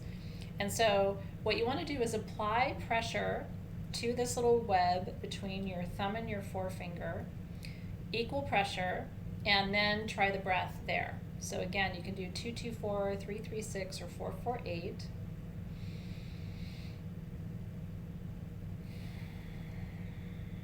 And then switch hands. And I want you to notice that how much more profound it is to do the breath when you're closing the gate, putting pressure here, and closing your eyes. So you've reduced your input by 20%. You are activating a pressure point that relieves pain, and we know activates the vagus nerve, so it's powerful for vagal toning. And then you are engaging the breath too, right? So if you get ocular migraines, This is one of the exercises that directly connects to the ocular or to the optic nerve, and so it might actually support some quick recovery from ocular migraines, Melissa. Okay, so this is the third technique. The fourth technique is, well, that's the second technique. The third technique is to smile. I know it sounds funny. Just the skin is okay. You don't need to go deep into it. When you smile, it stimulates the vagus nerve. And it creates energies of joy and compassion. And that's why it's interesting. When I was a coach, I used to train people because I was training people who were consultants, virtual consultants. And at the time, it was like I was trying to teach people how to create rapport on the phone. And I said, we used to do these exercises where I would tape them on a coaching call without smiling, and then I audio record them. And then I would audio record them on a coaching call smiling. And they were amazed at the difference in the sound of their voice, that they sound more eager to help the customer, they sound more informative and inspired and intellectual when they smile, they sound more curious and more open to ideas when they smile, right? It's not, I mean, it kind of is a fake it till you make it, but it's also, when you smile, it stimulates that nerve. It literally stimulates the physical nerve. And so whether you smile now, if you laugh, that takes it to a whole other level, because the laughter increases the reaction, increases the stimulation to the nerve. So it isn't just about, putting on a show for people. It really is about stimulating the nerve and noticing throughout the day how many times you smile or laugh. And if you need to smile or laugh, what I recommend, and one of the teachers that I'm working with this year, she has a laugh file of just funny shit that makes her laugh every single time. Weird cat stuff, her kids making these faces that she can't not laugh at. She has a laugh file in her computer. And when she's like, you know what, nothing is funny right now at all, sorry, nothing's funny, she pulls open her laugh file and there's something in there, like a weird cat in a robot costume doing a weird, whatever dance. So have a laugh file on your computer. It sounds silly, but it will absolutely shift your energy, and it's one of the easy techniques. The next one is called monotasking. If I'm going too fast, by the way, let me know, but I just have so much information I'm trying to get to you tonight, and I want to make sure I can get through all of it. The next exercise is called monotasking. Now, it's really interesting because I've heard from multiple people I know who are famous people that you would recognize. And a friend of mine is doing this podcast project on best practices among famous people for managing their energy. And she said, I'm not going to tell you who she was talking about, but there are two very famous people she was interviewing who monotask. And I thought, I told her, I'm like, did you know that monotasking stimulates the vagus nerve? And she was like, are you kidding me? I had no idea. I thought it was an important concept. I had no idea that monotasking heals the parasympathetic nervous system and activates it too. So monotasking is the opposite of multitasking. In our society, we have always valued people who can do multiple things at once. But it's actually very, very harmful to your central nervous system to consistently do multiple things at once. You're not meant to. You are meant to, if you are brushing your teeth, you should be brushing your teeth. You should not be also listening to a voicemail, trying to hear what your partner's telling you, fixing your kid's lunch while you brush your teeth. That is overwhelming to your central nervous system. When you're fixing your kid's lunch, you should just be fixing your kid's lunch. When you're listening to this class, you should just be listening to this class. When you are, making love to your partner, you should just be making love to your partner. You shouldn't be thinking about your to-do list or like, I didn't get this thing done, or, oh, why did that meeting go like that? Right? Which is why so many of us feel disconnected, because we're having all of these experiences with people, but we're not really there. And I notice it too. Sometimes, Zoe will come to me and say, can I talk to you about something that's happening with a friend of mine? And I'm sitting there like, I'm reading something for class and I'm like, oh, yeah, no, please tell me more. Oh, okay, so what did she say? Oh, that's terrible, I'm so sorry. I'm not really paying attention. And so, I know. So monotasking is the act of doing one thing at a time with your full mindful attention focused on it and nothing else. That's monotasking. That will actually activate, right, your parasympathetic nervous system and help you heal. Quieting the mind. This is an active exercise. Again, you can do it anywhere, anytime. And I'm telling you, I'm serious. Even listening to podcasts while you're cleaning is multitasking. And you will be happier if you monotask. But I will tell you something, if you're like me, you're going to have a heck of a time monotasking, because I feel like I'm wasting time. I could be doing so much more right now, but you really shouldn't be doing more. Okay, quieting the mind. Quieting the mind involves, the way I do it, is I do 10 minutes a day where I don't have anything with me. I don't close my eyes. I simply sit. I don't have an intention for that time. I set a timer. I do it every day. I did it this morning. And this is the hardest one for me because I think I have attention deficit disorder. So it's very hard for me to quiet my mind. But for 10 minutes a day, and it feels like an hour sometimes, I try to get my mind as quiet as I can. And immediately a thought will come in. Did I respond to Claire's email? And then what you do is you notice that and then you let it go away.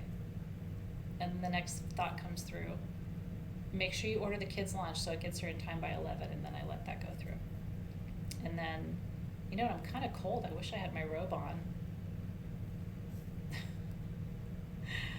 Shouldn't I be doing something else right now, though? This is a total waste of time. It is a form of a meditation, but for me, a lot of times meditation has a goal.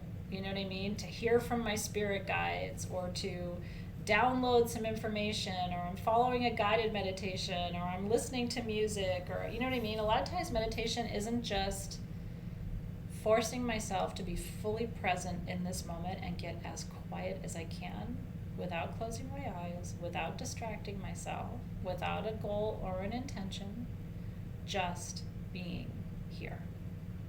And then the thought comes and I put it in my pocket. And the thought comes and I put it in my pocket. I don't enjoy it, but it is really good training and it activates your parasympathetic nervous system. No matter how angry you are, if you have to sit for 10 minutes and you have to let it go, everything goes through like smoke.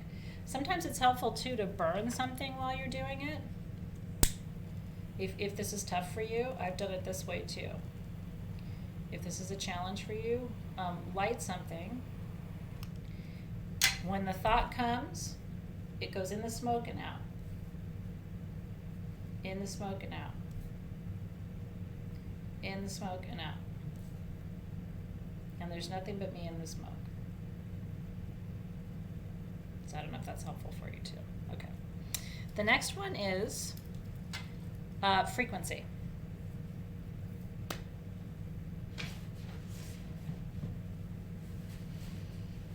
Now you can use chimes, you can use singing bowls. One of the reasons I prefer a tuning fork for this work, and most practitioners do as well, you don't have the distraction of sound. Sound can become a distraction, vibration is not. So what I do, if you have a tuning fork, and this is the quartz one that we just have at Sage Goddess this week, but whatever tuning fork you have, or if you want to get one of these while we have them, you can hear this very loudly when you put it next to your ears. I don't do that because I'm not trying to distract myself. But if you want to hear the frequency, the heart chakra frequency, you can bring it to your ears, and it's very loud. I don't know if you can hear it.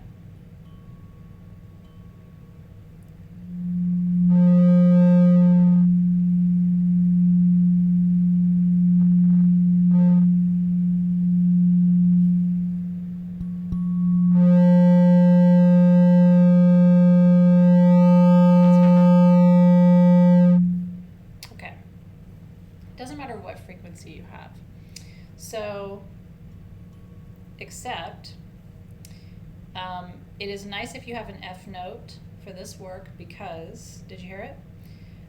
Your parasympathetic nervous system clears energy through the heart chakra. So to do the work this way, you don't want sound, you want vibration, and you bring the tuning fork to your heart. And you imagine releasing energy through the vibration, letting the vibration carry all of the energy out of the heart space. And I like to imagine all of the energy from my crown chakra through my third eye and through my throat leaving through the heart, and all of the energy from my root chakra, sacral, and solar plexus coming up and leaving through the heart.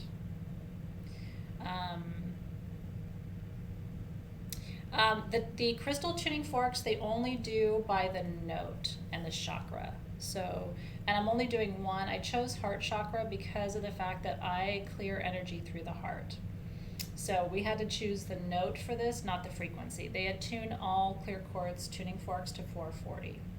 And then you choose the note. So yeah, you can use a guitar, note F. But the ideal tool is something that gives you a frequency but no sound. Because again, sound sometimes can be over-stimulating to the central nervous system. The goal is to work with the vibration rather than the sound. Now you can do other things with this too. You can take it to the third eye. Always strike it in the middle when it's quartz, because otherwise you can break it. Don't strike it here, don't strike it here. Always strike it in the middle. That's how you avoid breaking a quartz tuning fork. So you can bring the vibration to your third eye to clear the screen. You can bring it to your wrists to remove energy that way. You can take it to the crown of your head. And also I do the soles of my feet. Probably sounds weird, but this is where you release energy. And this is one of the most profound ways to clear ucha, to clear dense energy. Now, so that is the way to do it with frequency. The next tool you can use is tapping. Okay. So I like to tap the heart, and there is the F note is the heart chakra. I like to work with the heart chakra seed mantra, what they call the bija mantra. Bija means seed. So I like to tap my heart when I'm doing this work. And the seed mantra for the heart chakra is YAM, Y-A-M. And so you can do it with a mala.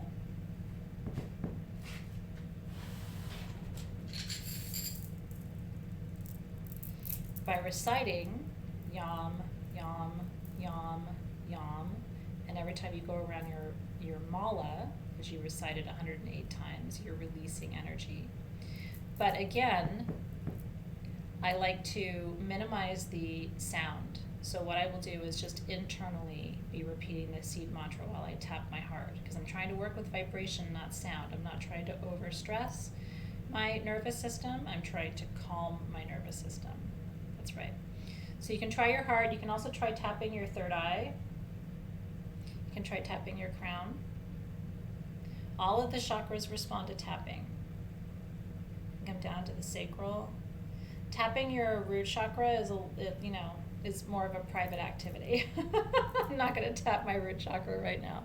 But you have to kind of get down there and in there. I will leave that to you and your own devices. But I just quietly to myself. Now, one of the things you can do is, as you're tapping, you can go around your mala quietly, right?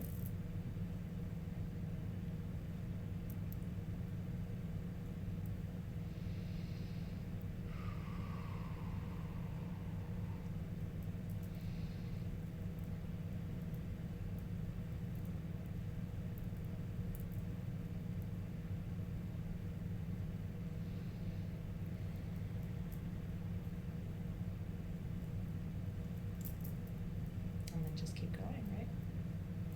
Yep, just like this. And And again, each one of we have a meme that we can put in your Facebook group. Alexis maybe can pop that up for us, that has all of the seed mantras for the crown, the third eye, the throat, the heart, the solar plexus, which is right above your belly button, and then your sacral and your root. So we can provide that to you. If you ever wake up in the middle of the night with anxiety, this is the number one. I'm telling you, you won't wake your partner up. I start with and I taught you this in Cosmic Comfort too. Peace to my mind, right? Peace in my mind, love in my heart. Peace in my mind, love in my heart. It will get you right out of, it might seem like the silliest thing, but what you're actually telling your central nervous system when you tap is to go a different way.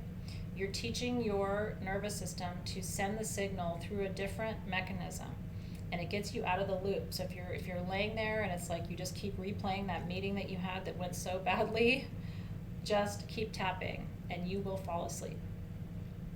It's the number one way to get out of these.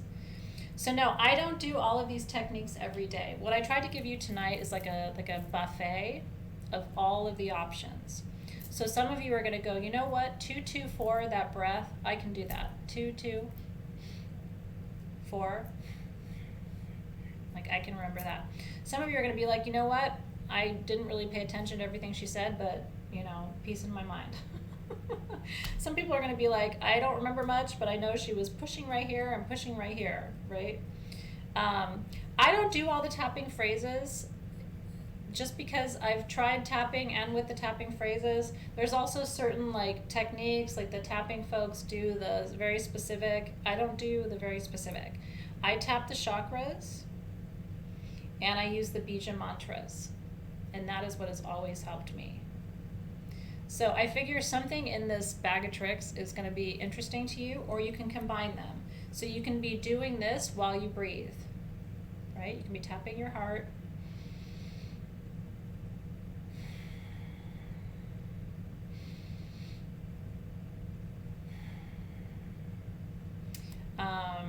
And it will help. Why do you leave your eyes open while quieting the mind? Honestly, for me, the reason I do it, you don't have to do it, but it's a training.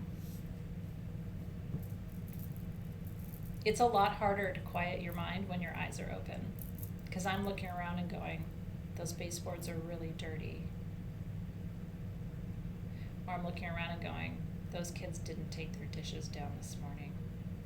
And so it's like Jedi training for me. It's easier to quiet your mind if you close your eyes, but I don't, because I'm training.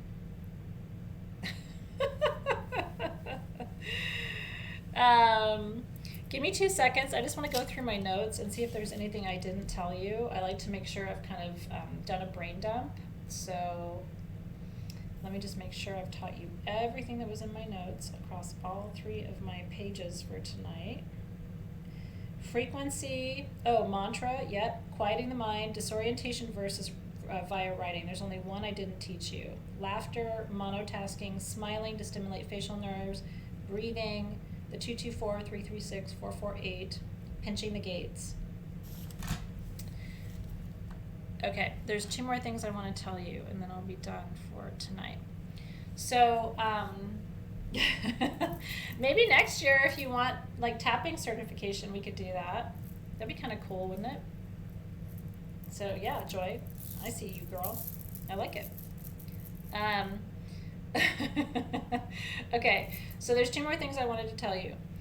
Disorientation versus via writing. This is another thing that helps to activate the parasympathetic nervous system. If you are so stressed, and then I'm going to go get the chalcedony if you guys want to stay for a minute. If you are so stressed, put a piece of paper down. Do not look at it. Put it down on a surface that you don't care about getting messy. So put it down on some cardboard and just tell your sympathetic nervous system, the fight or flight, tell it to write down everything that is stressing it, pressuring it, scaring it. Tell it to write down everything. I don't like this situation. I don't like this person. This was not fair. I mean, just give it absolute permission. And you're disorienting yourself because you're not giving it structure. You don't care what it looks like. You don't care about the grammar. You don't care what words there are, what language it's in. You can even just draw symbols. But disorient your nervous system by giving it a channel to flow through. And then, I mean, unless you want to read it, throw it away. And tell your sympathetic nervous system, I'm not going to hold on to this. You're not going to be judged for this. No one's ever going to read this, so that your sympathetic nervous system feels like it has an absolute judgment-free channel to express itself and to completely get out everything that is pressuring it, and then destroy it. Not in my experience, Dina Boyer, it doesn't manifest. It's more about what happens is if you don't do this, you have a much better chance of manifesting it because it's sitting there in your subconscious. But I'm glad you asked that. Are you ready for kind of like the kernel of where I'm going with next year's classes? Because I'm going to give it to you. The reason people don't manifest very successfully is that consciously they're doing all the right things, and subconsciously they're angry. They don't believe they deserve it. They think people are going to be jealous of them. They're scared to manifest it. They don't want their lives to change. And so because they keep all of that subconsciously stored here, even though they light their candle every 3 days and say the, right mantras, and they do the right mudras, and they do a headstand and all of that, they don't manifest anything. And then they come to me and they're like, that candle didn't work. And it's like, your subconscious is so full of limiting beliefs, and because you don't give them a way to be expressed or be released, then you're your own worst enemy. So here's a gift you give yourself. Ready? Buy a shredder. Get it out, buy a shredder. You can get a shredder for $20 on Amazon. You know that, right? Get it out, buy a shredder, and, put it in your recycling bin. This is what I do. So I give myself a whole piece of paper once a month. I get it all out. I tear that piece of paper out immediately and I shred it. And then once a month I take that shreds out and I put it in the recycle bin. And that way my subconscious isn't sitting there going, you don't deserve that. People won't like that. Who are you to have that, right? And it's undermining every single thing I'm trying to do in my conscious waking time. So even though I have the right candles, the right attitude, the right tools, the right desires at the new moon, in Taurus, in Virgo, whatever it is, if you don't give your subconscious a way of purifying and purging some of this stuff, it's going to sabotage you at every turn until you give it a way out. So this is getting it out. This is getting it out, right? These are all techniques to help you get into that subconscious and start to release that energy, because this is why you're not digesting your food. This is why, you can't lose those 20 pounds or 40 pounds. This is why your back hurts all the time. I mean, these things are all connected is what I'm trying to tell you. Right? And shred it, baby. My shredder's right downstairs. I can turn it on right now. The last thing I wanted to tell you, and then I will ring my bell, and then if you want to stay to see the wand, you can. This is the last thing I want to tell you. One of the things I love about the Karo shaman tradition, that's a great question. Danielle said, what set and setting should we do the parasympathetic auto writing and shredding? It depends on what kind of set and setting you want to do. If you really feel like you're digging up the dead, I would probably open a circle. For me, though, because I do it on the regular, I don't do a full ceremony with it. I have crystals that are always there. I have a piece of quartz, I have a piece of melanite garnet, I have my little altar downstairs that I have, and I will usually light a candle when I'm doing it, just to kind of get myself into the headspace. But I don't necessarily do a whole symbol or a whole ceremony out of it unless I'm really, like I said, raising the dead. Oh, and the symbol too, we have to do that too. Okay, the last thing I wanted to tell you before we do the symbol. is in the Karo shamanism tradition, one of my favorite things is that the lesson that they teach is that Pachamama, her food source, her primary food source is hucha. And I really love that. If you grow up in that tradition, if you're raised in that tradition, you learn from an early age that your heavy energy is actually what she eats for dinner. And what I love about that is most of us empaths grew up thinking that we are too much. We're too demanding, we're too sensitive, our problems are too much for people, our energies are too much for people, that we take up too much space, that we're too loud, that we're too needy, right? And so we grow up thinking nobody can hold me, right? But the reality is, in these other traditions, what they're taught is she's like this. She wants it all. And you can't overwhelm her. Your problems are that big. She's got a huge cauldron. And she's just waiting for you to give her some food, right? Yeah, Caro, not tarot. Thank you for clarifying that. It's Q''ERO. So every time you tell yourself, oh, this is too much, I'm too much, I can't, nobody can hold this, I'm too...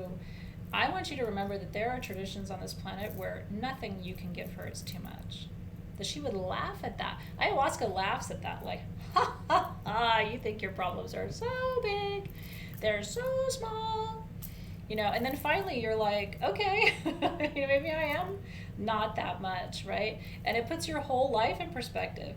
But if you haven't had those experiences, you can end up thinking that you are the center of the universe and your problems are so big. Oh my God, right?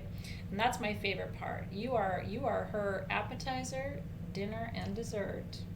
And then when you're done giving her everything, she's like, I'm hungry. You're not too much. You are not too much. Okay. Symbol time. Then I'm going to ring the bell, and if you are still here when I come back, I will know you want to see the wand. Okay. Ascension. It is the four-directional balance, right? It is the masculine and the feminine. It is infinity plus anchors into the upper realms and the lower realms, where it all meets in the center, in the middle realm here. So the symbol, the way I do it, and again, I don't like to cross lines, but there's no way to draw this symbol without overcrossing your lines. So you start in the center, you go up to the left, up to the right, and back. So you do your infinity symbol first. Again, up to the left, up to the right, and back to the center. Then I go up to the left, center, down to the right and back, down, down, up to the right and back, and then I do the lines through, and then I come back and do the center lines. I have not found a cleaner way to do it. So it's your infinity symbols first, then I do my diamonds back down, then I come up through and cross, and down through and cross.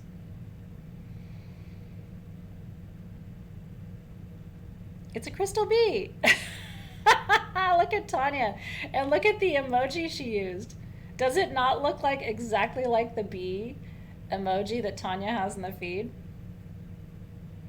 That was not planned, but it is very accurate. So this is the symbol that is on your cuff for this month. And wait till you feel that cuff. That cuff is solid sterling silver and 14 karat gold. That cuff is valued at the price of all of your tools this month. Because the price of sterling silver and 14 karat, it's solid sterling. It's not like copper with sterling over it. You'll feel it when you get it. It's like, so we kind of gave you everything else in your kit this month as a gift. It does look like a bee.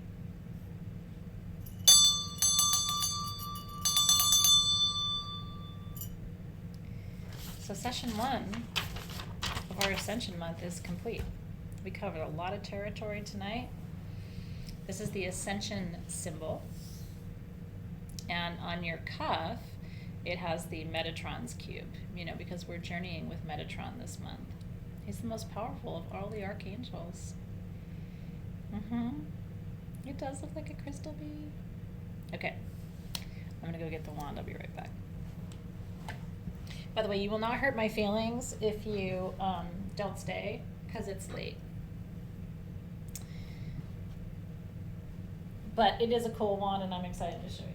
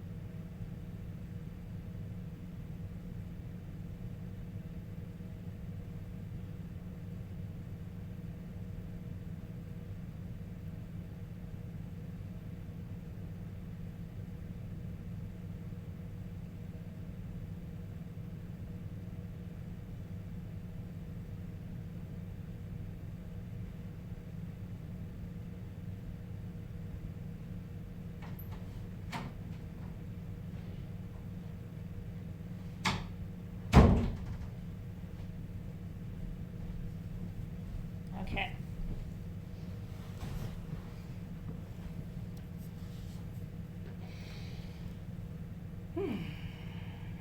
Ooh, it's a good shot too.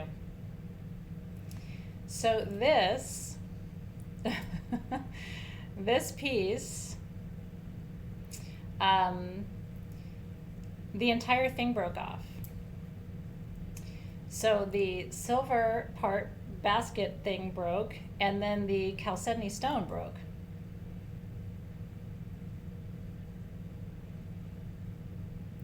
I'm very curious if you can feel anything from it. So I was like, well, I don't even know if they would have liked it. He was able to fix it really well, so it looks good as new.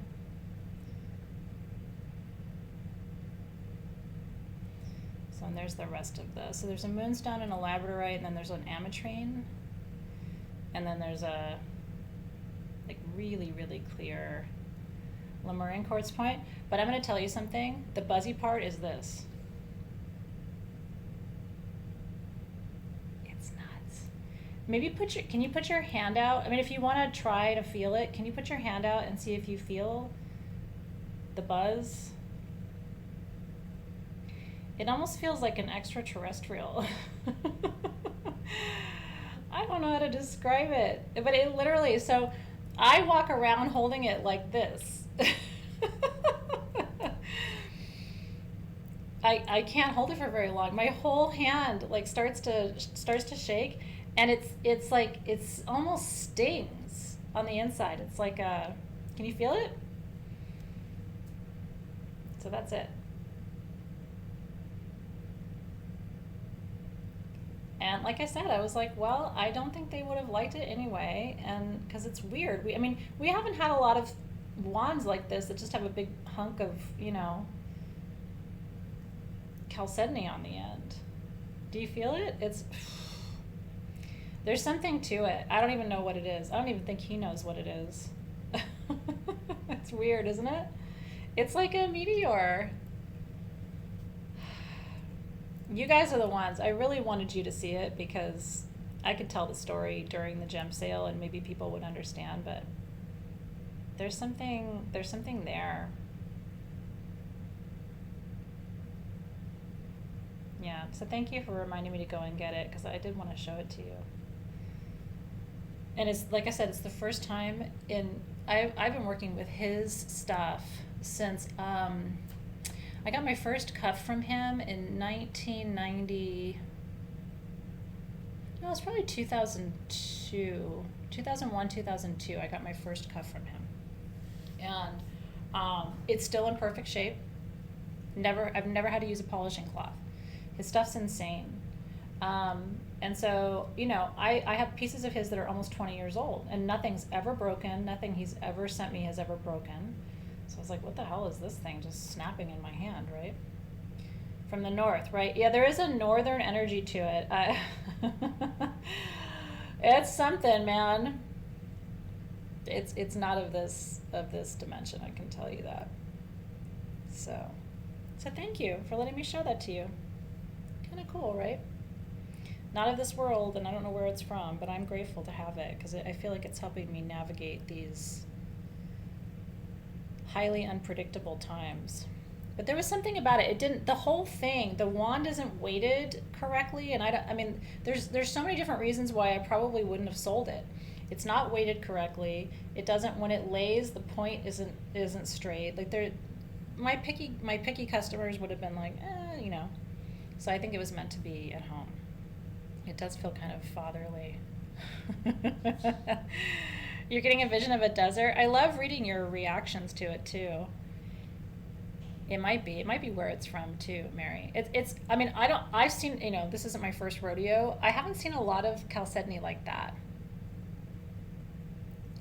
So of course I'm like, so can I get more of those for people?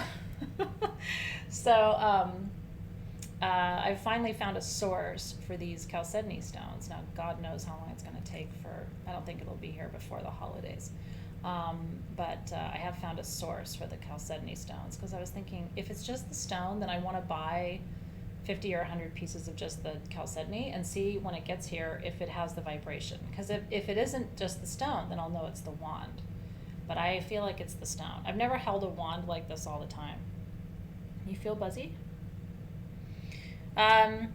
Chalcedony is cryptocrystalline quartz. It's quartz with agate and sometimes limestone in the composite of chalcedony. Chalcedony is like the fibromyalgia of the gemstone world. It's kind of fucked up to say that, but you know how fibro is a disease and yet it's not a disease? Chalcedony is kind of a stone and it's not a stone, right? Chalcedony can be anything. It can be limestone, granite, quartz, jasper, agate. All gets kind of lumped together in what we call the chalcedonies. So it's kind of this weird, funky, like it means something and then it means nothing. Some people are like, oh, that's something chalcedony. I'm always like, you mean you don't know what it is? Could be quartz, could be jasper, could be agate, could be limestone, could be granite, could be your mama. Oh, interesting. Well, I will tell you. So I bought a stand for it because we're having some wand stands made for Sage Goddess, but it's taken a flipping year and a half to do it. So I bought a sword stand because I was like, I don't want to hold it all the time, but I don't want to be far away from it right now. So I found a weird sword stand. See what that looks like. I thought I could paint it or. Did it activate your crown? It's good. Well, one of the things, really quickly, if you have something, if you want to transfer the frequency, I'll bring it close one more time. You can bring something up to the camera and touch it to the screen. See if we can transfer the frequency. I'll try this end first if you want to try, and then I'll try the other end too. So first I can see if it will transfer the frequency of that chalcedony to you. See if you can pick it up. Yeah, it's honestly, it's like the working definition of confusionite. Chalcedony has an absolute identity crisis. That's why people trust, they try to impress you, like, oh, it's chalcedony. It's like, yeah, you don't know what it is. But that's okay, it's cute.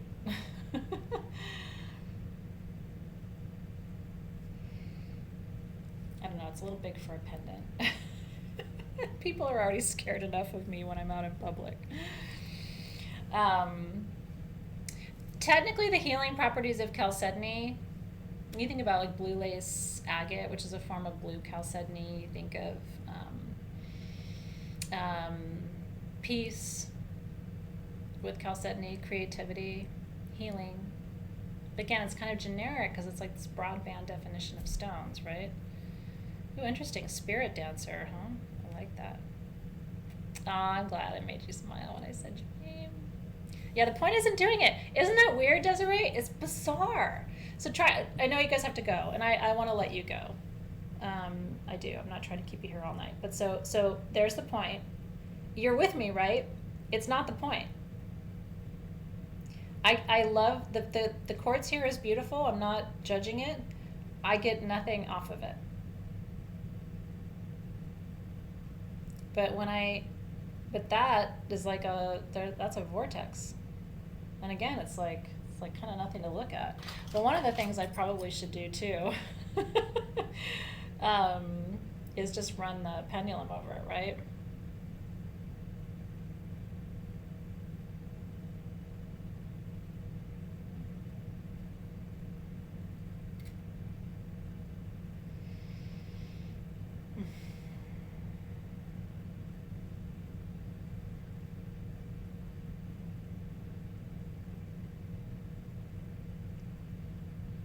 Do you see it? Even the pendulum's like,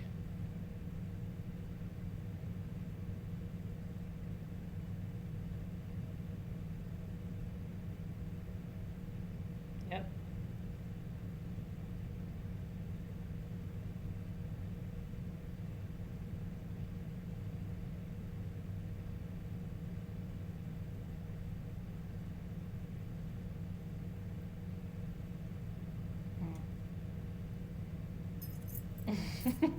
So weird.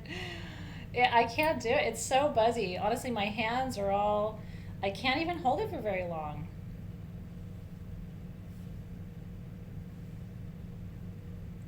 But still, it's like you probably can't feel it coming through there.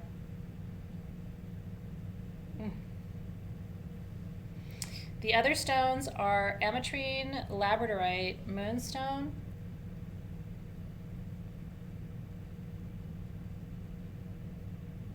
In the middle, and then quartz, Lemurian quartz. And again, it's a really sexy Lemurian point. I mean, look at that. Look at the ladder. It's so crystal clear, but it's nothing compared to that little dude right there. What's crazy is, and I'll leave you with this, and thanks for like being here to gut check this, because it's been with me now for like 2 weeks, and every single day I'm like, it's the first thing I pick up in the morning. When customers ask me, you know, my crystal broke, should I throw it away? Should I bury it? What should I do?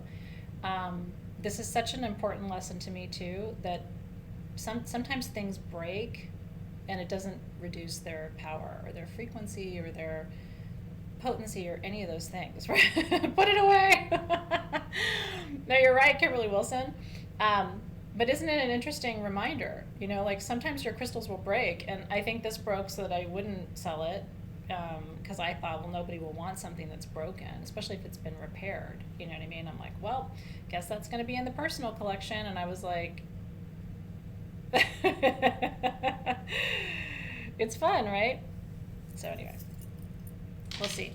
If I can find those stones, I'm going to bring them to Sage Goddess, and then we'll see. When they come, I'm going to test them, though. I'm going to run my pendulum over them one more time. But if I get those stones in the shop, I'm gonna connect this one, like the one ring that rules them all. I'm going to connect this one to the other pieces, like they're brothers and sisters. I have not licked it yet.